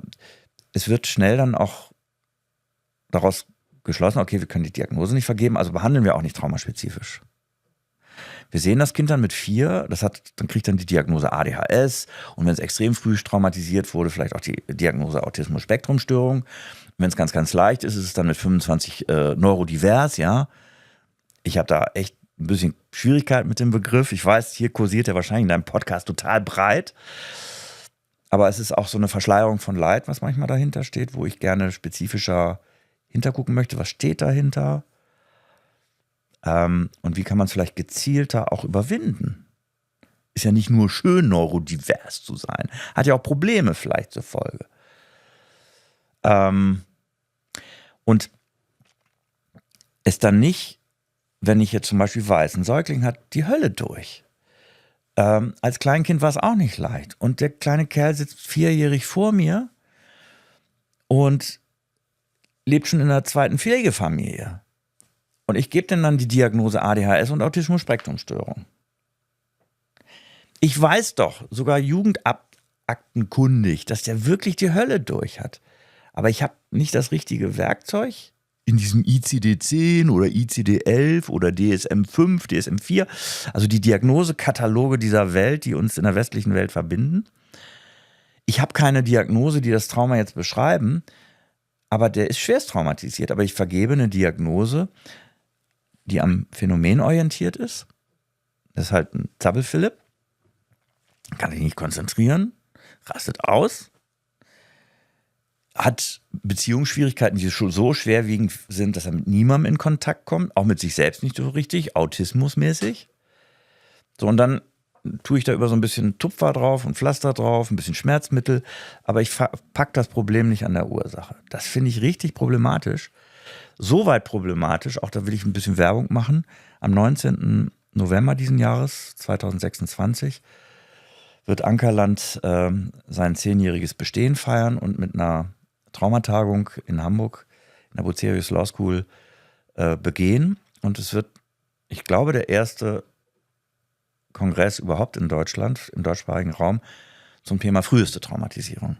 Und ich bin total happy auch über das Line-Up, was ich jetzt schon im Kopf habe, wo ich weiß, die Leute haben zugesagt, aus psychosomatischer Forschung, aus Traumaforschung, aus psychobiologischer Forschung. Weil ich möchte gerne da Aufmerksamkeit für erzeugen, dass wir da ein Umdenken brauchen, weil diese Menschen, die so früh traumatisiert sind, die mit ihrem Leid zwar identifiziert werden, weil wir kommen nicht drum rum, sie zu sehen, ADHS und so merkst du, spätestens in Kindergarten und Schule und auch die anderen. Ich möchte, dass sie aber als Opfer von leidvollen frühesten Erfahrungen identifiziert werden und das kriegen, was sie brauchen. Eine traumafokussierte Behandlung. Und auch eine Methode, die darauf ausgerichtet ist, sie zu erreichen. Denn die ganze Traumaforschungsszene oder ein großer Teil geht davon aus, dass ich Trauma dadurch heile, dass ich eine Konfrontationstechnik, EMDR, meine Technik, ich habe auch eine, die heißt Bildschirmbeobachtertechnik, dass ich irgendeine Technik anwende, um Trauma zu überwinden. Die kann ich aber beim Säugling nicht anwenden. Ich brauche andere traumatherapeutische Methode, um die zu erreichen. Und da wird aber wenig bis gar nichts, das stimmt nicht, aber es wird wenig dazu gemacht. Ich habe das Gefühl, Ankerland ist ja wirklich so ein einsamer Felsen in der Brandung. Und ich möchte gerne, dass da mehr getan wird, dass da mehr Fokus drauf gerichtet wird, dass auch ein Forschungsimpuls da entsteht, auch in Deutschland, sich diesem Thema mehr zuzuwenden. Was mich jetzt interessiert, Andreas, ist, woran erkennst du, dass jetzt ein Säugling traumatisiert ist? Genau, das ist die Frage, ne? Auf der Homepage von meinem Institut, EPKJ heißt das, wo ich so Fortbildungen, Vorträge und so organisiere, da habe ich ein uraltes Video von einem von mir wohlgeschätzten Kollegen aus frühester Forschungszeit, René Spitz, über vernachlässigte Säuglinge veröffentlicht. Das ist ein YouTube-Video, kann sich jeder anschauen. Und das wäre heute aus ethischen Gründen wahrscheinlich nicht mehr möglich, dieses Video zu produzieren. Aber er hat auf die Vernachlässigungserfahrung von Kindern, von Säuglingen in Heimen hingewiesen. Und diese Säuglinge, die auch durch Kriegsverhältnisse und so weiter plötzlich verwaist waren, hatten genug zu essen, warmes Bettchen, aber die sind trotzdem so erheblich beeinträchtigt häufig gewesen, dass sie gestorben sind in ihren Bettchen. Obwohl doch alles da war scheinbar. Nee, Mama war nicht da. Und diese kindliche Vernachlässigung hat er eben mit Videomaterial dokumentiert. Das geht mir heute noch so. Ich weiß noch, als ich als junger Student das erste Mal so ein Video gesehen habe, das hat mir fast die Tränen in den Augen getrieben.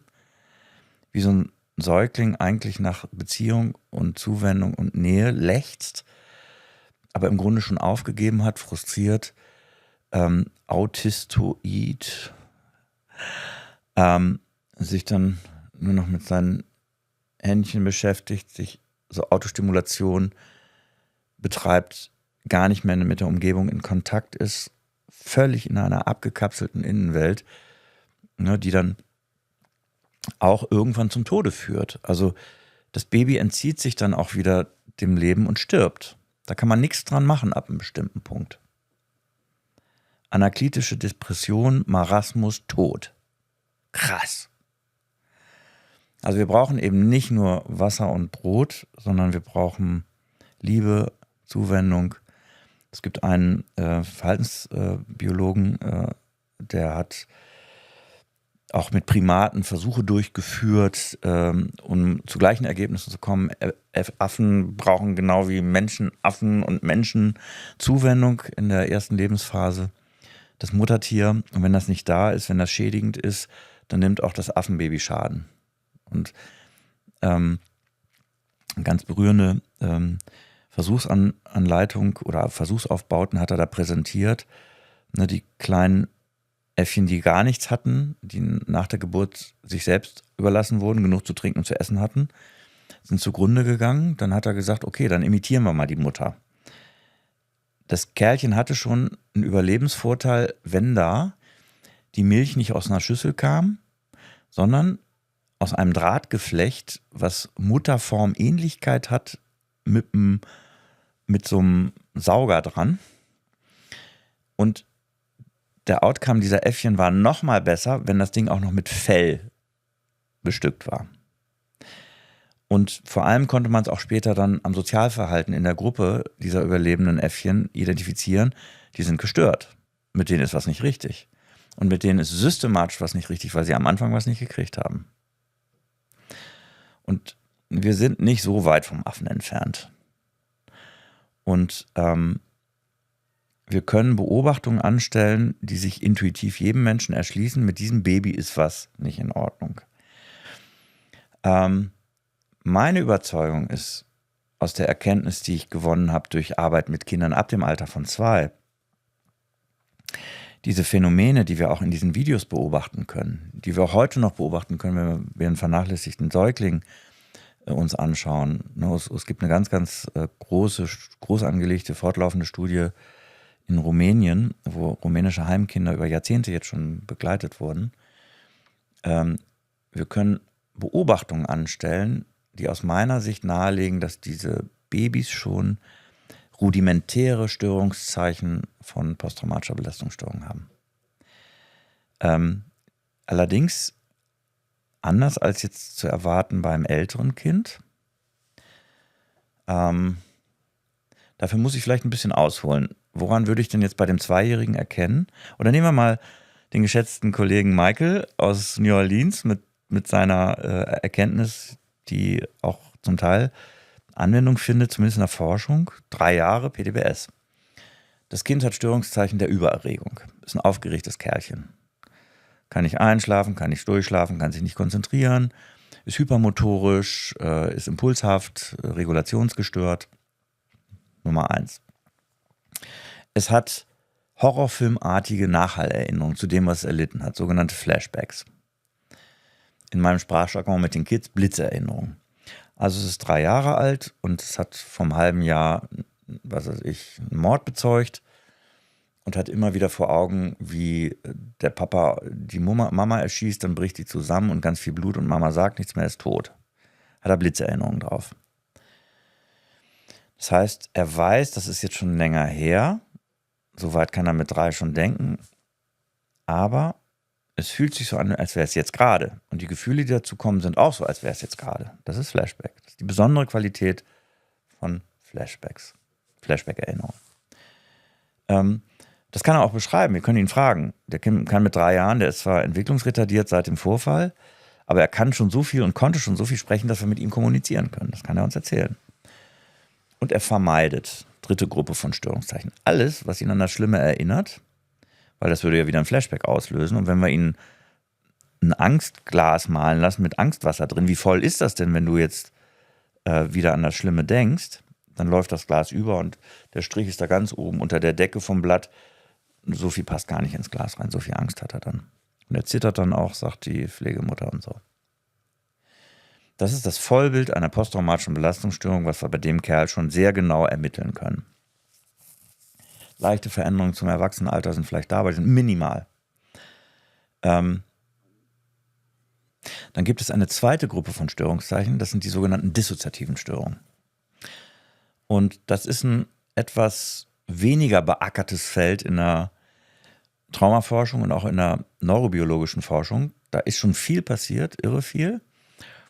Aber es hat so in den klinischen Alltag der Kinderpsychiatrie und Kindertherapie noch nicht so viel Einzug gehalten, schon gar nicht in die Beobachtung von Säuglingen. Es gibt verschiedene neurologische es gibt verschiedene Störungszeichen der Dissoziation, die ich hier mal ein bisschen auseinanderfisseln muss. Ich will die mal grob clustern, also in Gruppen packen.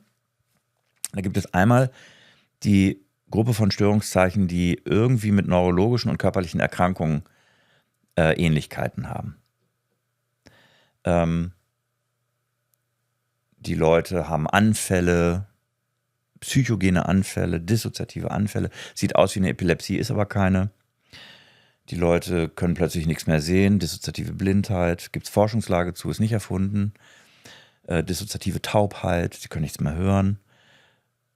2 Minuten später können sie wieder hören, aber sie haben Momente, wo da ein Blackout ist.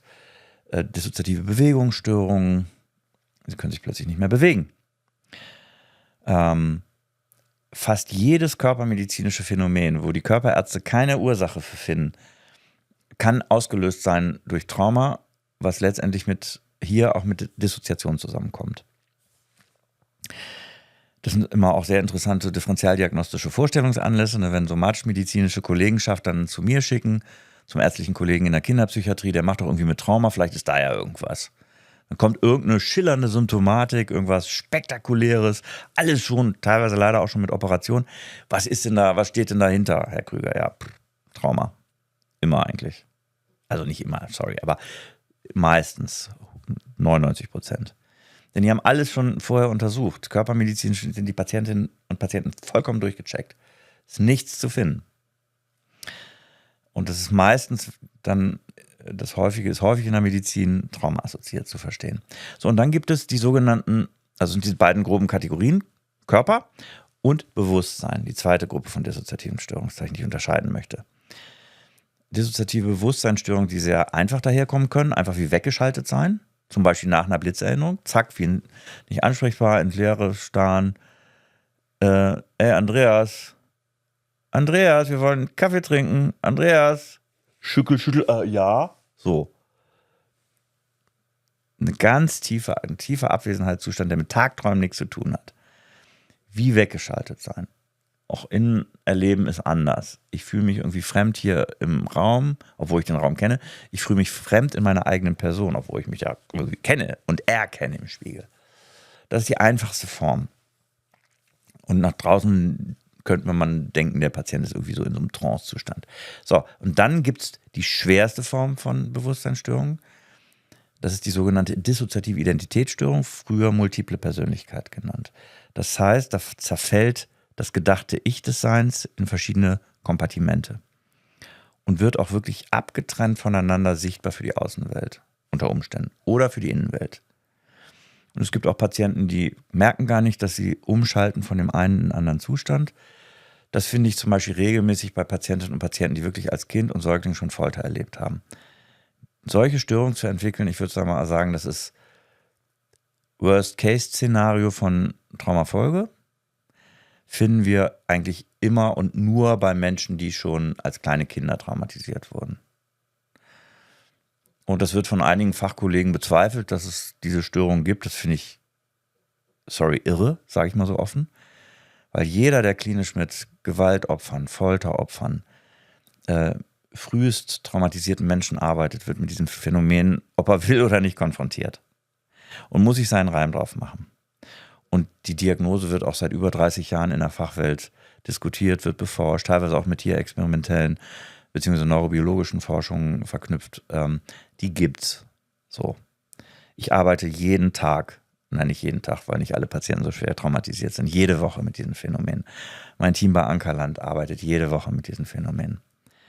Es ist also wirklich absurd, das in Frage zu stellen. Vor allem, weil es auch wirklich durch international vielfache Forschung untermauert ist. Klinisch, testpsychologisch, neurobiologische Forschung. Das ist so das Worst-Case-Szenario, was man so an Traumafolge annehmen darf. So, jetzt kommen wir wieder zu den Säuglingen. Der Bogen ist ein bisschen lang, aber es war notwendig.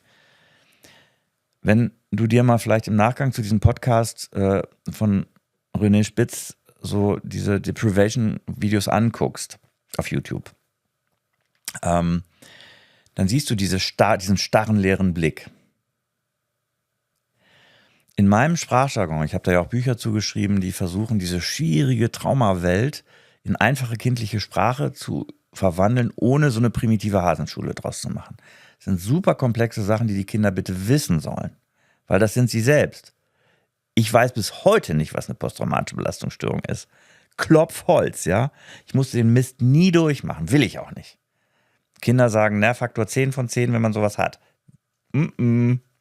Kinder zittern, schwitzen, wenn sie Flashbacks haben. Jugendliche, ne, Mädels, die 15 sind, mit 11 einmal sexuell missbraucht, PTBS entwickeln, werden suizidal, weil sie die Flashbacks nicht mehr aushalten. Will ich nicht haben. Ne? So, und weil das so ist und man das kaum aushalten kann mit so einem Notfallprogramm, auch wenn es einen Überlebensvorteil für den Urzeitmenschen Fred Feuerstein darstellt, bevor er vom Säbelzahntiger gefressen wurde, beim zweiten Mal eine Kampf- und Fluchtmaschine zu sein, weil er total unter Strom steht durch dieses Notfallprogramm, besser fliehen kann, besser sich verwehren kann und kämpfen kann, ist es doch Stress hoch 10. Und ich bin ein leidenschaftlicher Fan von dem natürlichen Sein. Ich finde, unsere Maschine Körper ist faszinierend. Das Notfallprogramm ist bei, nicht alle Patienten entwickeln eine posttraumatische Belastungsstörung. Ich habe auch welche erlebt, die haben die Hölle durch und haben keine PTBS entwickelt. Super selten. Ich sag mal, das ist ein Gendefekt. Die können keine PTBS. So. Ist natürlich, wenn sie dann aus dem Mist rauskommen und überleben und ein normales Leben führen wollen, ein Vorteil. Habe ich auch ein paar spektakuläre Fälle. Aber die Regel ist, der Mensch hat das angelegt, das Softwareprogramm, weil es evolutionspsychobiologisch einen Überlebensvorteil bedeutet. So. Aber ich erkläre das meinen Patientinnen und Patienten auch immer so. Stell dir mal vor, du hast einen kleinen Elektrowagen, so einen Stadtwagen, ne? Der ist ausgelegt auf Fahren mit 50, der fährt in der Spitze auch 150, aber da glüht schon fast die Spule durch. So, mit dem Ding heizt du jetzt von München nach Hamburg mit 150. Das wird das Fahrzeug nicht machen auf Dauer. Warum? Die Spule ist nicht darauf ausgelegt, da wird eine elektrische Sicherung durchhauen. Peng! Gut so, denn sonst geht der Wagen kaputt. Die Elektrospule, die den Motor antreibt, würde glühen. Bevor das passiert, peng, knallt eine Sicherung durch. Und in der Neurobiologie ist es auch so. Also erstmal meine Hypothese, aber die neurobiologische Forschung sagt, Krüger, hast du recht. Die dissoziativen Störungen sind wie so ein Überlastungsschutz, wie so eine neurobiologische Sicherung gegen das Notfallprogramm. Patienten, ich habe ja mit Sicherheit mittlerweile 1000 Patienten gesehen. Wahrscheinlich sind es mehr, weiß ich nicht, mir auch egal, aber ich habe irre viele Menschen gesehen mit unterschiedlichsten. Ich habe in der Akuttraumaversorgung meinen Schwerpunkt gehabt die ersten Jahre. Die ersten 8 Jahre habe ich fast nur Akuttrauma versorgt. Immer auch eine Handvoll chronisch komplex traumatisierter, frühtraumatisierter, durchgehend. Habe jetzt den Fokus seit, weiß ich nicht, 15, 20 Jahren chronisch komplex traumatisierten Langzeittherapie. Ich habe also diese posttraumatische Belastungsstörung, die dissoziative Störung, schon in unterschiedlichsten Chronifizierungsphasen bei Patienten gesehen. Das ist ein Riesenschatz, den ich da in meinem Kopf habe. Ne? Ein Wissen. Es ist herrlich, in dieser Kiste zu wühlen. Ja? Ich habe gesehen, ein total gesundes Kind entwickelt eine einfache posttraumatische Belastungsstörung. Schlimm genug. Ich habe gesehen, dieses Kind hatte eine einfache, ist aber seit 2 Jahren, rennt damit rum, die Störung ist chronifiziert, keiner hat behandelt, eine chronifizierte PTBS. Was kommt dann dazu? Regelhaft dissoziative Störung. Deswegen, und die sind entlastend, also bevor der Flashback kommt, ein Trigger, quietschende Reifen, ich sehe wieder die Unfallszene als 8-jähriges Mädchen vor mir, wo jemand zu Tode gekommen ist. Ich höre einen quietschenden Reifen und ich schalte nicht oder ich spüre keinen Flashback, sondern ich dissoziiere.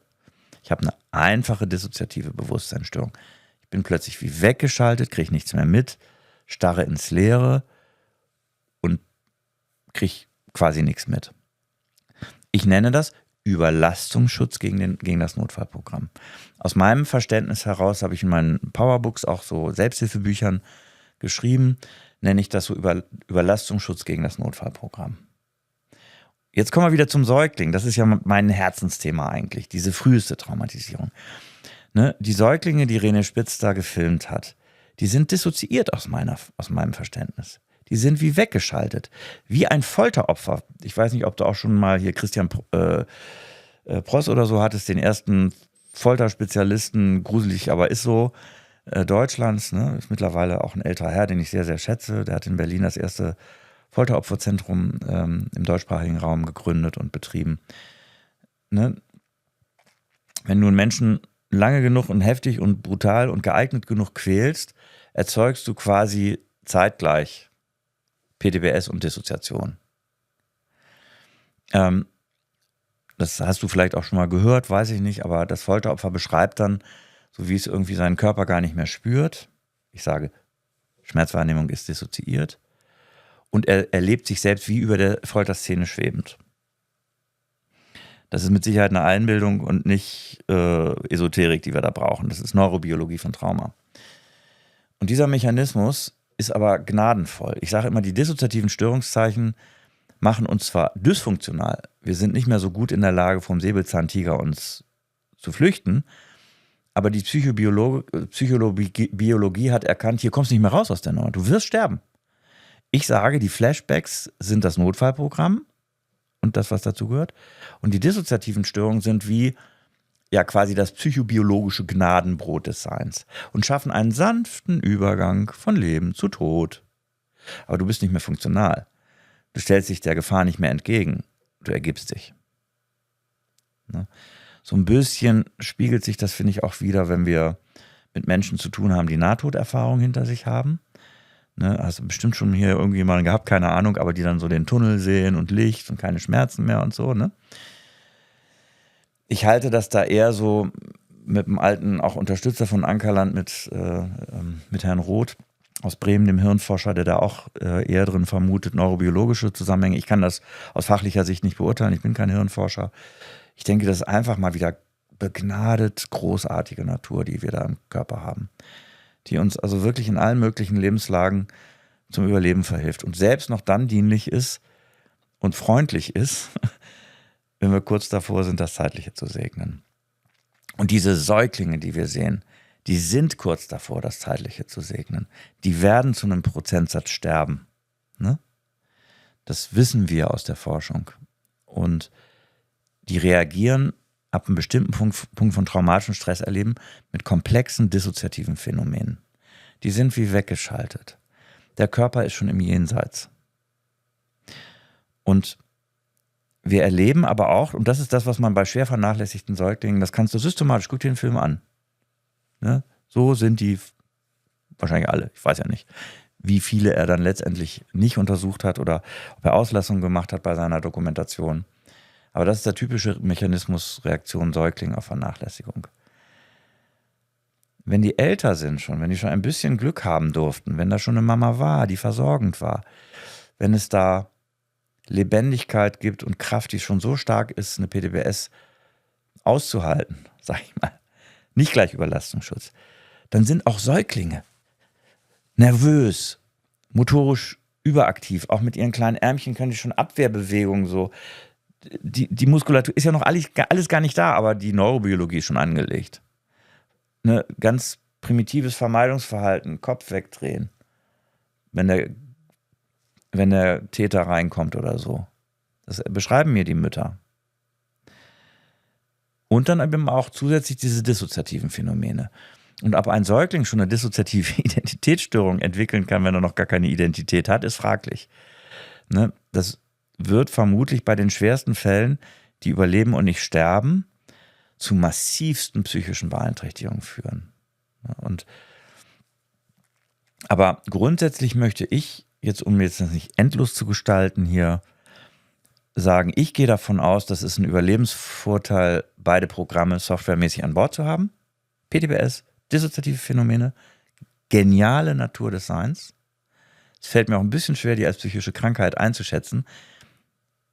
Hat Krankheitswert, deswegen ist völlig richtig, dass die WHO sagt, das ist Krankheit. Und die Phänomene sind nur anders zu bewerten, aber sie sind vorhanden bei Kindern schon, die auch Säuglingsalter haben. Aber da bin ich super gespannt auf unsere Tagung. Ne? Es wird auch eine Moderation geben. Also alle Forscherinnen und Forscher, ich bin ja der Kliniker da unter denen, es wird hoffentlich noch eine weitere Klinikerin da sein. Und auch um zu behandeln, aus meiner Sicht, brauchen wir unbedingt ergänzende Verfahren, nicht nur das Gequatsche von Krüger, sondern auch Körper, Kunst, Musiktherapie ist nochmal ein Thema für sich. Da greife ich zu kurz mit meiner Sprache und nur ein netter Mensch sein, so zugewandt, fürsorglich. Aber da hoffe ich, dass wir da auch ein ganz spannendes Podium nochmal haben auf dieser Tagung. Ne? Übrigens, die wird das erste Mal das Ankerland Hybrid veranstaltet, kann man so überall sich dazu buchen. dann am 19.11. Auf diese Gesprächsrunde freue ich mich richtig. Also ich freue mich natürlich auch auf die Vorträge, weil genau darum wird es auch gehen. Aber ich freue mich auch über diesen Austausch. Das wird spannend. Das wird sehr spannend. Ich habe mich am Anfang gefragt, wo du angefangen hast zu erzählen, dass die Säuglinge nur noch auf ihre Hände starren und dann so abgeschaltet sind. Warum das so ist, weil wenn die so früh traumatisiert wurden, also Trennungstraumatisiert, um es zu präzisieren. also genau, da habe ich mich gefragt, was weiß man denn über das Innenleben eines Säuglings? Also was kann denn dieser Säugling schon wahrnehmen? Und jetzt am Ende aber wurde mir klar, aha, das ist eigentlich sowas wie ein Überlebensmechanismus, der dann das Leben fast schon langsam dem Ende zum Ende kommen lässt. Ja. Was ich noch nicht ganz verstanden habe, ist, warum sterben dann die Säuglinge? Das frage ich mich auch. Weil das Leben nicht lebenswert ist. Wir sind kein Haufen Fleisch, der dafür da ist, irgendwie zu atmen, zu fressen und so. Sondern ich glaube, wir sind auf diesem Erdenrund, weil es um Beziehung geht. Ich bin von der Grundausbildung psychoanalytisch sozialisiert. Das bleibe ich auch mit Herzen und Verstand. Ich bin auch der Säuglingsforschung sehr verbunden, der Bindungsforschung sehr verbunden.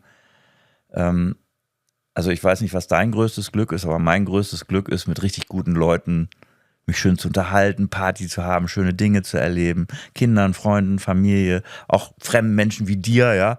Das ist für mich ein Geschenk, dich kennenzulernen. Wieder ein kleiner, schöner Bonustrack so im Leben. Dafür leben wir doch.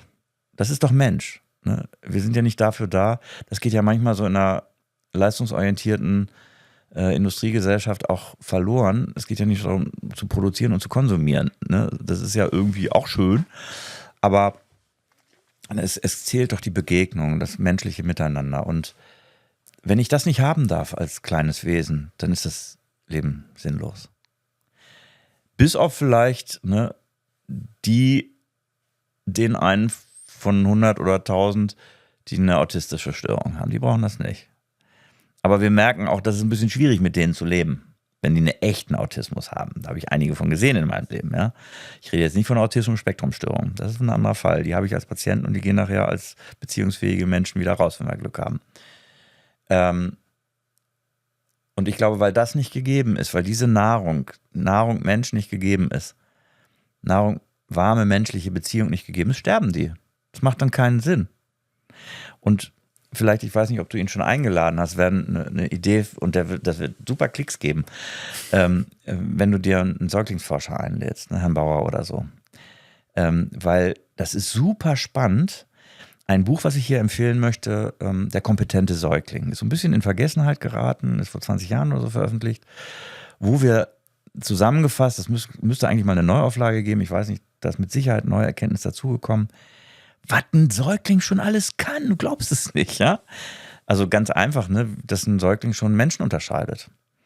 Ne, was weiß ich, du hast so eine coole Tolle, ich habe da irgendwie so Strubbelpeter-mäßig, die Haarlinie, die merkt sich ein Säugling. Und daran erkennt er die. Und, ja. Also im Grunde das fasziniert mich an so kleinen Leuten auch. Wir sprechen ja so langläufig, so ein kleiner Professor. Hallo, ne, Intelligenz ist angelegt. Das ist ein Segen, oder du hast es oder hast es nicht.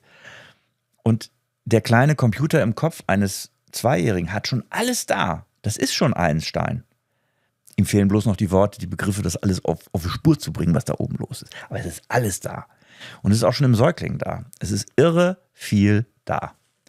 Aber es ist eben auch viel nicht da, was die Traumaverarbeitung so schwer macht, ne? Wo eben wir besonders fürsorglich sein sollten. Und was aber auch wiederum schön ist, ich möchte das nicht so negativ dastehen lassen. Thema Bindungsstörung. Ist ja hier nicht Thema des Podcasts. Nur mal so gerissen am Rand. Schwerste Bindungsstörung. Und ich habe immer wieder auch Berichte vor allem so aus Verhältnissen von Pflegefamilien, wo Kinder dann auch kontinuierlich lange in Obhut sind, ne? Sind mit 3 Monaten in Obhut genommen, sind mit 6 Monaten, mit 12 Monaten, mit 10 Monaten, unterschiedlichste mit 2 Jahren. Je früher, desto besser, kann man sagen. aus so Verhältnissen, wie du sie fast erlitten hättest. Ja, so. Zum Glück ja nicht, dadurch sitzen wir hier, wie schön. Glückwunsch an deine Mama. Wenn du die ersten 6 Lebensmonate einen Griff ins Klo hast und du bist mit einer zum Beispiel Borderline-Mama-Label, über das wir auch eine ganze Sendung quatschen könnten, wenn man als Säugling mit so einer Mutter klarkommen muss, die nicht in der Lage ist, eine kontinuierliche Fürsorge zu entwickeln, eingefühlt zu sein in mich, entwickle ich eine sehr schwierige Bindungsstörung, die schon prädestiniert dafür, dass ich wahrscheinlich nachher autistoid bin. Wenn nicht was? Ja, wenn nicht innerhalb dieses ersten halben Lebensjahres Besserung kommt. Also wenn du innerhalb dieser Zeit, ne, bis zum halben Jahr eine gute neue Situation herstellst, eine kontinuierlich, bitte nicht wieder einen Beziehungsabbruch durch eine Übergangspflegefamilie. Ist leider häufig nicht anders möglich, ja, aber ist richtiger Mist. Ne, die Babys gewöhnen, die gewöhnen sich an eine Person, haben auf dem Schirm so, das ist jetzt die neue Mama und heilen, Seele heilt und dann wird es wieder abgebrochen. Das ist eine Katastrophe, neuerliche Traumatisierung. Aber wenn du das Glück hast als Säugling und darfst dann nach einem halben Jahr, vorher Chaos, Katastrophe, Drama und dann nach einem halben Jahr hast du eine neue Mama, wird das völlig ausheilen, diese Bindungsstörung, wenn du Glück hast. Da gucke ich auch immer, wir haben bei Ankerland so ein sogenanntes Anfrageprotokoll, wo wir uns, bevor wir eine Patientin das erste Mal sehen, ausführlich informieren über frühe Lebensverhältnisse. Wenn ich da lese in der Biografie, mit 3 Monaten in Obhut genommen und dann kontinuierlich in einer Pflegefamilie, jetzt dreht das Kind ziemlich am Rad. Und ich würde sagen, das ist weiterhin traumaassoziiert, dass es am Rad dreht. Wieso? Wurde doch mit 3 Monaten in Obhut genommen. Ja, aber es wurde A als Säugling, B über den horrorlangen Zeitraum für einen Säugling von 3 Monaten schwerst vernachlässigt, misshandelt. Ja, dann ist das verständlich, warum das Kind heute noch am Rad dreht. Aber die Bindungsstörung, die ist ganz konstruktiv, die sich da entwickelt hat, konstruktiv durch die tolle neue Elternschaft beeinflusst worden und auch ein Stück schon überwunden worden. Da ist ganz viel Heilungspotenzial in den kleinen Leuten, wenn die so früh guten Hilfen zugeführt werden. Und das betrifft auch die komplexe Traumafolgestörung. Ne? Wir sind unglaublich heilungsfähig, der Körper und die Seele, wenn wir rechtzeitig ansetzen. Ne, deswegen sagen wir auch bei Ankerland, wir sind immer überfüllt, wir haben keine Warteliste, also bitte jetzt nicht alle sagen, ich habe auch ein Kind und so. Wir können 50 Kids im Jahr, was weiß ich, versorgen und die sind Langzeitpatienten. Ja? Wir führen keine Warteliste. Man kann sich da melden, wird quasi mit einem digitalen Anfrageprotokoll konfrontiert und dann entscheidet das Team, wen wir dann ranholen. Aufgrund dieser tiefen Erkenntnis, die ich jetzt aus einer klinischen Erfahrung, ein bisschen auch hier und da ja durch Forschung untermauert, wenn ich die hier einbringe, dann hat das bei uns zur Folge, dass bei Ankerland zum Beispiel ganz kleine Leute priorisiert behandelt werden. Ne, wenn da eine Mutter sich meldet oder eine Pflegefamilie mit einem Kind, das 3 Jahre alt ist, dann versuchen wir das irgendwie unterzubringen. Weil das ist super investiert. Also du kriegst schnellere Behandlungsverläufe, du hast größere Erfolge, weil das Holz noch so weich ist und diese schädliche Wirkung von posttraumatischer Belastungsstörung, dissoziativer Störung, Bindungsstörung viel effektiver noch angegangen werden kann durch unsere Maßnahmen. Und das ist ja auch eine ganz schöne Nachricht, ne? Wir haben diese Verhältnisse im Moment nicht. Im Moment ist es noch so, du gehst mit einem schwer traumatisierten Kind zur Kindertherapeutin, die sagt, das Kind ist noch nur zu klein für eine Therapie, ist jetzt 3, kommen Sie mal wieder, wenn sie 6 ist. Das ist aus meiner Sicht ein Kunstfehler, wenn es um Trauma geht. Und auch die traumatherapeutische Methode, die so evidence-based international anerkannt ist, arbeitet nicht mit diesen schweren Fällen. Das finde ich ein Drama. Weil die bräuchten es am dringendsten und da würden wir einen nachhaltigsten Effekt bei haben. Ne, wenn so ein Kind dann in den Settings, die normal sind, ja, ich habe 2 Angebote gemacht, das Kind kam nicht, kam nie wieder, ja, dann kann ich es ja auch nicht ändern. Ja, dann denk doch mal über dein Setting nach. Das Kind lungert jetzt auf der Straße rum, kriegt nicht, was es braucht. Vielleicht weißt du ja auch nicht, was es braucht, aber es bräuchte vielleicht was anderes. Denk doch da mal weiter. Wie kriege ich denn ein Kind gefangen, was vielleicht im Regelfall die 3. Therapiestunde schon nicht erlebt, weil es dann abbricht? Weil es nicht zu halten ist? Weil es mit mir nicht in Kontakt geht? Ja, aber es hat diese schwerste Trauma-Anamnese. Überleg dir gefälligst, was du tun musst, damit du dieses Kind zu fassen kriegst. Es braucht dich. Das machen die Leute aber nicht. Ja, Warteliste, dann nehme ich den nächsten. Ne? Und da möchte ich gerne rein, da möchte ich auch Politik für machen. Deswegen bin ich froh, hier bei dir zu sein, weil du einen großen Sendekreis hast oder einen großen Publikumskreis. Weil, ja, wir können auch so schön bei Ankerland ja auch zeigen, dass es funktioniert. Ne? Jetzt gerade die Zeit hat im September 25 einen Artikel veröffentlicht. Maßgeblich ist vor allem auch eine Fallgeschichte bei uns aus dem Haus anonymisiert vorgetragen von einem Mädchen, was ja so solchen Verhältnissen entspricht, wie wir jetzt hier besprechen. Ja, was aber großes Glück hatte mit der Pflegefamilie, was trotzdem in der Frühpubertät drohte zu straucheln. Und das Einzige, was noch ging, ne, aus allen sozialen Verhältnissen rausgeknallt, Systemsprenger. Ne, und das Jugendamt hatte nur noch eigentlich den einen einzigen Plan, eine pädagogische Einzelmaßnahme im Ausland. Schweineteuer, bringt am Ende des Tages auch meist nichts. Für diese Zeit ja, aber das ändert die Struktur des Kindes grundsätzlich nicht. Und wir haben das Kind dann bei uns aufgenommen und die ist jetzt seit 4 Jahren in Behandlung. 3-4 Jahren. Und dieses Kind hat jetzt einen Schulabschluss. Ja. So. Die macht jetzt eine Ausbildung. Ne? Und irgendein Kollege, ja, hat dann geketzert, ne, und gehechelt so, ne. Ich auf der Zeit sage, ja, Therapiemärchen, ne. Geht gar nicht, ne.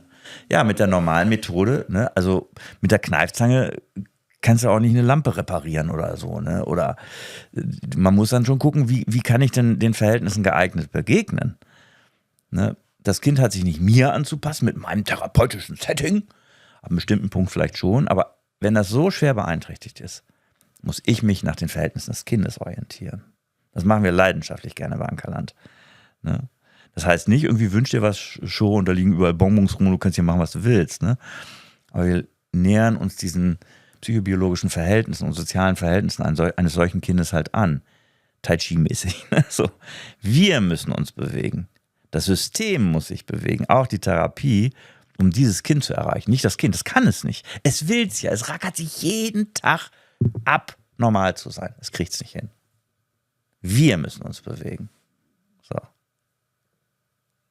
Und was genau machst du dann mit solchen Kindern und vor allen Dingen auch, ich denke, das ist besonders interessant für die Zuhörerinnen, was kann diese gesamte Konstellation machen, ne? Also Eltern, Therapeutin, Umfeld. Also aus deiner Sicht, was braucht es wirklich, damit Frühtraumatisierungen heilen können, und welche Rolle spielt dabei dieses gesamte Umfeld? Das gesamte Umfeld ist das Wichtigste, würde ich mal sagen. Es gibt ja so ein wunderbares afrikanisches Sprichwort, ne, was wahrscheinlich die meisten kennen. Ne, um irgendwie einen Menschen zu heilen, brauchst du ein ganzes Dorf. Unglaublich weise, dieser Spruch. Das habe ich quasi technisch konzeptualisiert, indem ich den Begriff der partizipativen Allianz irgendwann geprägt habe. Das heißt, wenn so ein Kind kommt es A freiwillig, ist B mein Auftraggeber, selbst ein Zweijähriger, und C arbeite ich nur mit dem Kind, wenn ich geeignete Bezugspersonen um das Kind herum identifiziere, die bereit ist, in einer co-therapeutischen Funktion mit dem Kind zusammen, beauftragt durch dieses Kind, an meiner Seite therapeutisch unterstützend auf die Verhältnisse einzuwirken. Also ein Paradigmenwechsel der Psychotherapie. Ne, viele der Kollegenschaft, die meine Behandlungskonzeption auch schätzen und auch bei mir in den Seminaren lernen, sind systemtherapeutisch orientiert. Die haben immer schon gedacht, ja, man braucht irgendwie alle, um irgendwie was zu lösen. Man braucht das Netzwerk drumherum, genau. Da bin ich auch durch meine familientherapeutische Qualifikation sicher auch gut vorbereitet als Traumatherapeut. Ich brauche diese Bereitschaft aller mitzumachen. Und was als erstes wichtig ist, das Störungszeichen.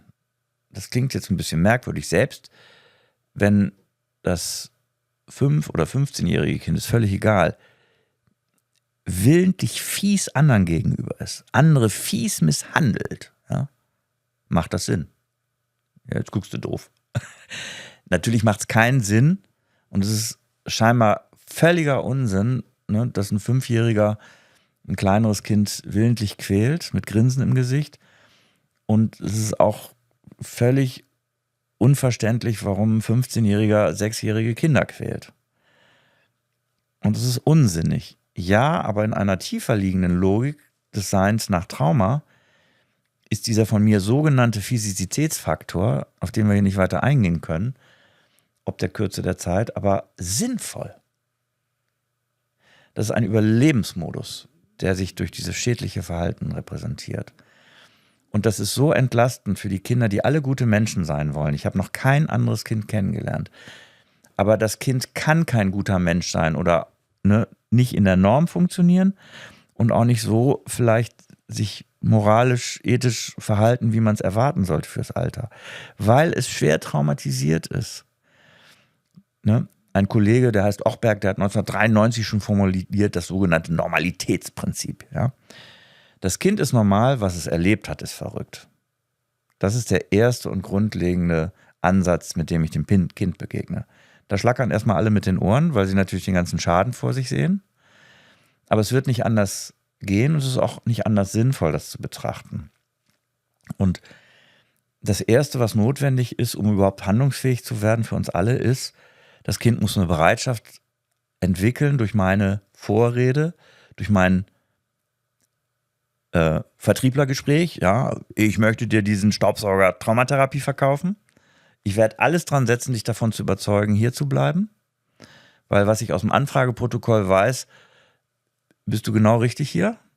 Aber du glaubst das noch nicht, glaube ich auch. Du warst ja schon bei 5 Therapeuten. Du hast die Faxen so dicke von uns Psychos, du siehst uns lieber von hinten als von vorne. Und wenn du schon in der Kinderpsychiatrie warst, hast schon erlebt Fixation und Zwangsmedikation und was weiß ich, dann willst du mich schon gar nicht sehen. Okay, wenn das so ist, dann geht es nur ums Kennenlernen. Du kommst einmal, wir reden und du entscheidest, ob es einen zweiten Termin gibt. Und 90% der Kids kommen wieder. Das ist keine Zauberei. Ich hole das Kind, so Alltagstalk, da ab, wo es ist. Und das tue ich wertschätzend. Es ist kein schlechter Mensch. So. Sondern die Umstände haben es zu dem gemacht, was es ist. Und dann müssen wir zunächst mal gemeinsam wahrscheinlich des Übels Wurzel erfassen. Und das ist in der Regel eine posttraumatische Belastungsstörung. Und vielleicht noch eine Bindungsstörung, die assoziiert ist. Und dann vielleicht noch eine dissoziative Störung, die oben drauf lagert. Das heißt, bevor wir tätig werden können, ist es so wie in der Knochenchirurgie auch, wir müssen erstmal den Knochen angucken, bevor wir behandeln und operieren. Das heißt, auf geeignetem Wege und vorsichtiger Annäherung an die Wundverhältnisse, ja, das kann man tatsächlich fast wörtlich nehmen bei Psychotrauma und Flashback und so, erarbeiten wir eine Diagnose. Und da haben wir auch Prinzipien, die wir vertreten, die nicht State of the Art sind. Wo ich sage, ich kenne State of the Art Traumadiagnostik. Wir haben ein diagnostisches Dilemma in der Kinderpsychiatrie, Kindertherapie, was kindliches Trauma angeht.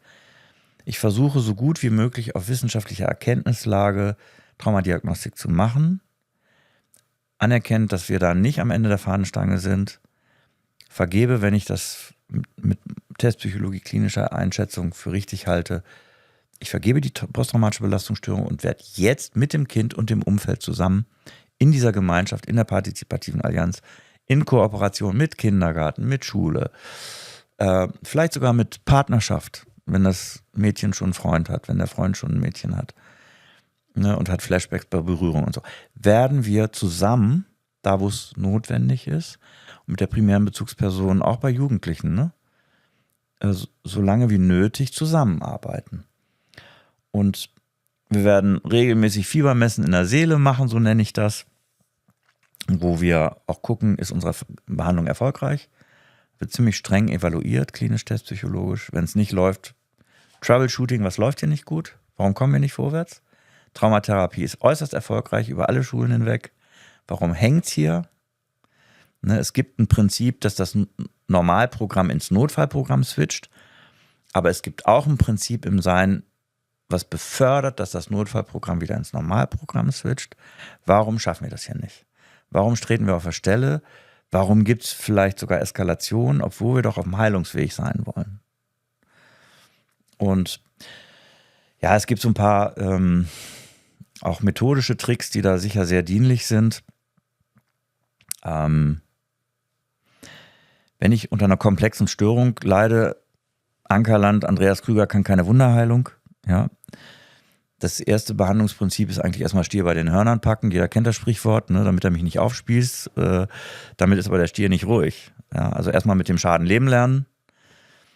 Symptome reduzieren durch Regulationsübungen und Pipapo, also das kleine Einmaleins der Traumatherapieschule. Dann etwas, was ich von Anfang an eingeführt habe, weswegen ich auch eine bestimmte therapeutische Ausrichtung vertieft habe. Die hypnotherapeutische Schule hat eine sogenannte Ego-State-Idee und Ego-State-Therapie-Methode aus der Taufe gehoben. Und gerade als ich anfing, so auch mit der ersten Traumaambulanz an der ersten Uniklinik im deutschsprachigen Raum, die ich konzeptualisiert habe um die Jahrtausendwende, ich hatte das Problem, es gab kein Traumatherapiekonzept für Kinder. Es gab schon für Erwachsene welche, eigentlich für Kinder. Und ich musste mir selbst was bauen. Und da gefiel mir zwei Sachen richtig gut. Es gibt aus dieser hypnotherapeutischen Ecke ein Ehepaar, Watkins and Watkins hießen die und heißen die, einer lebt noch, meine ich. Die haben die Ego-State-Therapie konzeptualisiert. Ich weiß nicht, ob du da schon mal jemanden hier hattest aus der Szene. Ziemlich gutes Zeug, ne? Und ich dachte, wow, eine deutsche Therapeutin, Luise Redemann heißt die, ich weiß nicht, ob du die schon mal hier hattest. Hattest du schon? Noch nicht. Nee. Die hat quasi diese Konzeption für erwachsene Patienten im Traumatherapie-Konzept nochmal so zugespitzt. Und ich hatte eigene traumatherapeutische Überlegungen schon angestellt, Literatur recherchiert und Frau Shapiro hatte ich auch mal kennengelernt, die Begründerin vom EMDR und so, Ende der 90er. Und ich dachte, Mensch, die Ego-State-Idee, die nehme ich mir auch. Ne, so als analytisch sozialisierter Mensch, so Arbeiten in der Beziehung und so, halte ich immer noch viel von. Aber wenn Beziehung mich traumatisiert hat und ich als schwer traumatisiertes Kind einem erwachsenen Mann nicht ins Auge gucken kann, weil das ist ein Trigger für Flashbacks, kann ich nicht in der Beziehung arbeiten. In der Beziehung. An der Beziehung vielleicht. Und noch besser, wenn ich mein Ich projiziere auf verschiedene Ichs. Es gibt einen verletzten Anteil, der kriegt Flashbacks, wenn er dich sieht. Und es gibt einen funktionalen Anteil. In meiner Sprach- und Bilderwelt heißt der Königin König des Tages. Ne, mit Steuerungselementen in der Hand. Zepter, Krone auf dem Kopf. Ne? Sozusagen die Fernbedienung. Das ist das Symbol für die Macht im Sein. Wenn der am Tag, also wenn der tätig ist, dann kann ich mit dir als Mann auch als Therapeut arbeiten. Aber wenn du plötzlich so komisch guckst, wenn du ein bisschen lauter wirst, deine Stimme, ne, oder mein Betreuer in der WG, ein ganz netter Lieblingsbetreuer von allen Kids, aber der ist halt ein Mann. Und wenn der lauter wird, dann ist die laute Stimme ein Trigger für ein Flashback, dann sehe ich wieder, wie Papa Mama tot macht. Dann drehe ich durch. Dann ist nicht mehr der König des Tages, der mein Geschäft steuert, sondern der innere verletzte Anteil. So, und diese Idee mit diesen inneren Anteilen, die kann man unendlich weiterdenken. So viele Anteile, wie es für Menschen halt geben kann. Die Bücher, die da vorne auch bei dir liegen, die Powerbooks, die sind da mit meiner Bildsprachwelt gespickt, wo ich also diese Idee vom Viele-Sein unter anderem und viele imaginative Techniken, die Luise Redemann auch stark prononciert hat in ihrer therapeutischen Schule, das war für mich ein Gang, also Eulen nach Athen tragen, ihr Konzept passte total gut passt gut zu meinem Spielteppich mit den Kleinen, die Vorstellungskräfte walten lassen, das zusammen sind dann ganz, denke ich, gute Wege, auch komplexe Traumafolgestörung zu versorgen, vor allem auch Anteile zu versorgen, an die ich mich bildhaft nicht mehr erinnern kann. Ne? Das ist ja gerade das Problem auch bei frühester Traumatisierung. Ne? Das 8-jährige Kind, was einen Verkehrsunfall vom Jahr erinnert, hat ein Bild. Ja, aber der Säugling, der dann 5 ist, hat kein Bild, wenn er ein Flashback hat. Das ist eine bilderlose ein Horrorerlebnis, was er vielleicht durchmacht. Aber er hat keine Bilder dazu, weil explizite Gedächtnisfunktion, also autobiografisches Gedächtnis, geht erst ab Lebenserfahrung ungefähr so ab 3. Manche vielleicht schon ab 2. Wenn du mal überlegst, was ist deine früheste Erinnerung? Wahrscheinlich so 2, 3. Erstmal wirst du sagen, ich war 3. Ne, was weiß ich, mit Opa das erste Mal auf der Kirmes oder so, ja. Das trügt vielleicht kriegst du noch so gerade noch die Kurve für 2 Jahre, 10 Monate. So. Wäre vielleicht noch was hervorzukramen. Davor Blackbox. Aber der Körper erinnert sich. So. Ne? Also ein spektakuläres Beispiel, so ich habe unheimlich viel gelernt durch meine Patienten. Ich bin deswegen schlau, weil ich tolle Patienten habe oder Patienten, die mir mit ihrem leidvollen und ihren Berichten so viel Wissen zugedeihen haben lassen oder angedeihen haben lassen. Ne? Was weiß ich. Ich bin als Säugling Opfer einer Brandkatastrophe geworden. Und Mama hat mich aber gerettet aus dem brennenden Haus. Und wenn ich Rauch rieche, ja, dann fange ich an zu zittern und zu schwitzen. Angst habe ich vielleicht gar nicht, ein Unwohlgefühl, aber mein Körper zittert und vielleicht habe ich auch Panik, wer weiß. So, wenn ich Feuer sehe und Rauch rieche, macht mir das gar nichts. Was war die Situation? Der Säugling hat keine Feuersbrünste oder so erlitten, ne, sondern ist noch reproduzierbar. Der steckte halt in dem Rauch fest mit der Mutter, ist fast erstickt, hat nie eine Flamme gesehen, sondern der Rauch, der war das bedrohliche Moment. Das ist der Trigger, der heute noch bei dem 10-Jährigen Flashbacks auslöst. Auch in den Powerbooks kann man dann sehen, ne, ich habe so als Sinnbild einen Apothekerschrank gewählt, ne, mit vielen Schubladen und eine holistische Erinnerung. Alles ist erinnerbar an einen schöner Ausflug an die Ostsee mit der WG oder so. Ich weiß noch, was man da gehört hat, was man geriecht hat, wie der Körper sich angefühlt hat. Meine Gedanken, alles noch reproduzierbar. Alle Kisten des Apothekerschranks mit Aspekten der Erinnerung sind zu öffnen. So, wenn ich jetzt diesen früh traumatisierten kleinen Kerl nehme, der zittert, wenn Rauch kommt, bei dem gehen auch Kisten aus diesem Apothekerschrank auf, aber die Kiste mit dem bildhaften Material dauerhaft verschlossen. Da hängt ein Riegel vor. Wird nie zu öffnen sein. Wenn ich jetzt 4 war und was Schlimmes ist passiert und ich kann auch die Bilder nicht erinnern, dann ist das kein dauerhaftes Schloss, dann ist das Dissoziation. Dann habe ich eine dissoziative Amnesie vielleicht für bildhafte Erinnerungsqualitäten aus dieser Zeit. Vielleicht habe ich manchmal auch Flashbacks mit Bildern, manchmal ohne. Manchmal hält der Überlastungsschutz, manchmal bricht das Schloss wieder ein bisschen weiter auf und die Bilderkiste ploppt auf und ein Flashback ist nicht Nährfaktor 8 bis 9, sondern 9 bis 10. Und mit diesen Dingen kann man arbeiten und dann kann man das tun, was mir als beziehungsorientierter Traumatherapeut so wichtig ist. Ich kann wieder, wie damals in der psychoanalytischen Behandlung oder tiefenpsychologischen Behandlung, ich kann wieder Beziehung heilsam werden lassen. Die Königin des Tages kümmert sich um den verletzten Anteil, auch den Babyanteil. Das ist eine reine Kopfkinosache.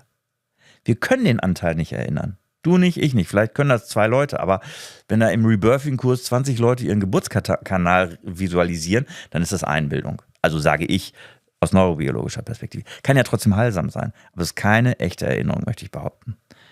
So, aber wenn ich dann in meiner Vorstellungswelt, ne, kleine Kinder kriegen von mir so ein Püppilein verordnet, ne, das steht dann Pars pro Toto für alle Ego-States, so, die vielleicht so ein Kind dann in sich trägt.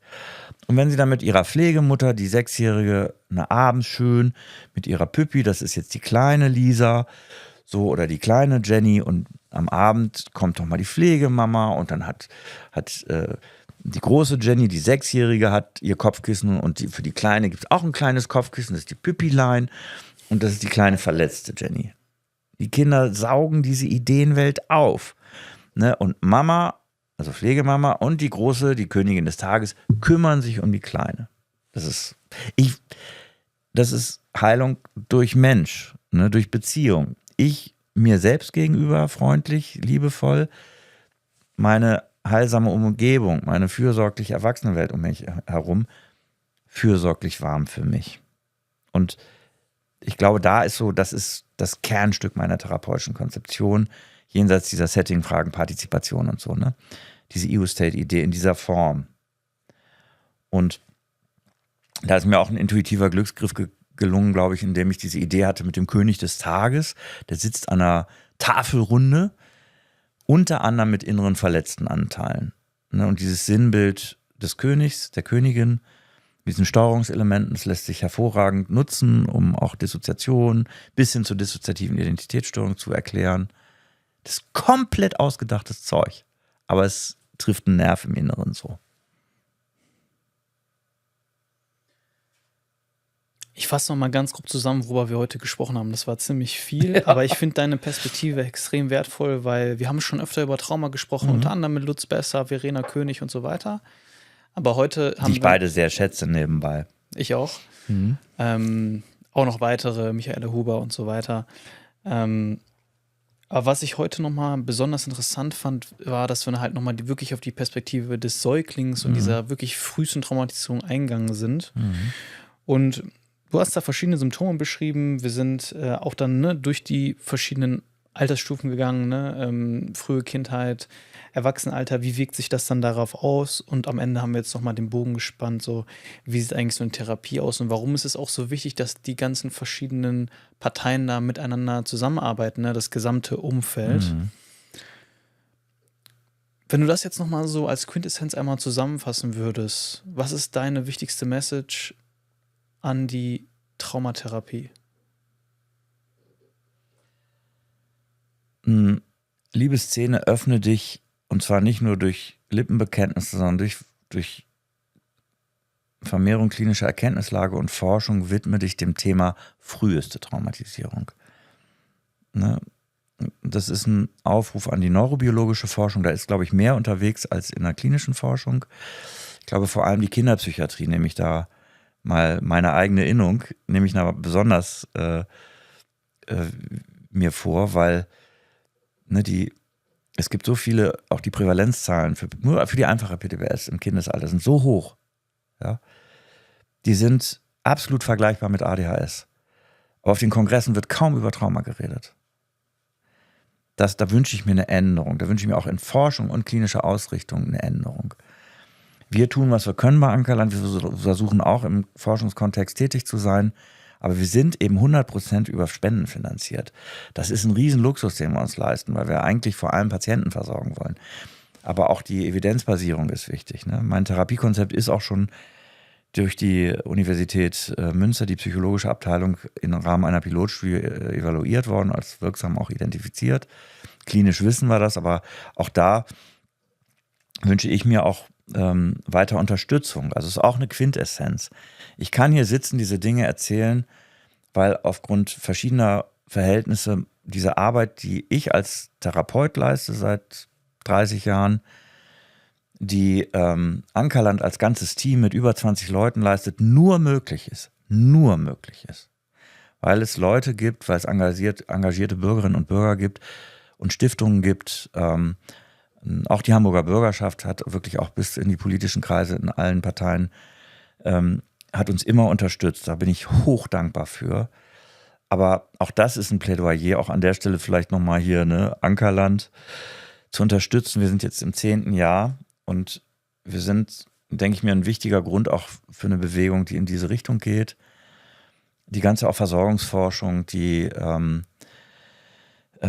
ACE-Forschung weisen so darauf hin, dass in der Richtung mehr getan werden muss, aber es wird zu wenig getan. Und eigentlich alle Bereiche, die relevant sind, Forschung, klinische Versorgung, Diagnostik, Finanzierung, da braucht es mehr Power.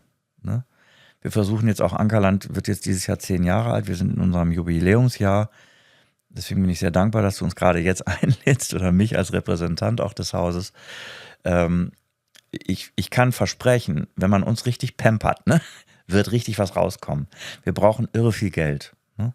Also wir brauchen jedes Jahr, da halte man sich fest, brauchen wir einen 7-stelligen Betrag. Ich weiß nicht, wie wir es immer hinkriegen, dass das Geld kommt. Ich glaube, der Dreh liegt darin, dass sobald du dich dieses Themas annäherst. Das machst du ja auch in deinem Podcast. Trauma. Du hast dich immer wieder damit beschäftigt. Das ist ein hochrelevantes Thema. Nicht jede Traumatisierung löst eine Traumafolgestörung aus. Aber wenn das der Fall ist, dann geht so schnell ein Leben den Bach runter. Und es ist so wichtig, den kleinsten Leuten da schon zu helfen, dass das Leben gelingt. Ich glaube, mein wichtigstes Plädoyer wirklich ist, unterstützt die Leute, die in diesem Bereich tätig sind. Ne? Nicht die 33.000. ADHS-Studie, sondern wirklich, wir müssen in dem Bereich vorwärts kommen. Ist auch ein bisschen Kritik an meiner eigenen Innung. Ja, Bindungsforschung, Traumaforschung bei den kleinsten Leuten. Unterstützung von Therapiekonzepten, die da ansetzen, wo die größte Not ist bei den ganz, ganz kleinen Leuten. Ja.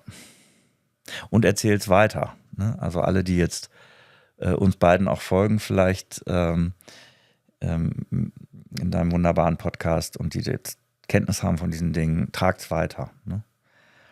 Und den Betroffenen, auch den Erwachsenen, möchte ich sagen, Traumafolgestörungen sind heilbar. Ich glaube schon, dass eine dissoziative Identitätsstörung im Erwachsenenalter, da würde ich mal einen Punkt hinter machen. Ich glaube, da wird man mit leben lernen müssen. Ich habe ja immer wieder auch diese Menschen kennengelernt.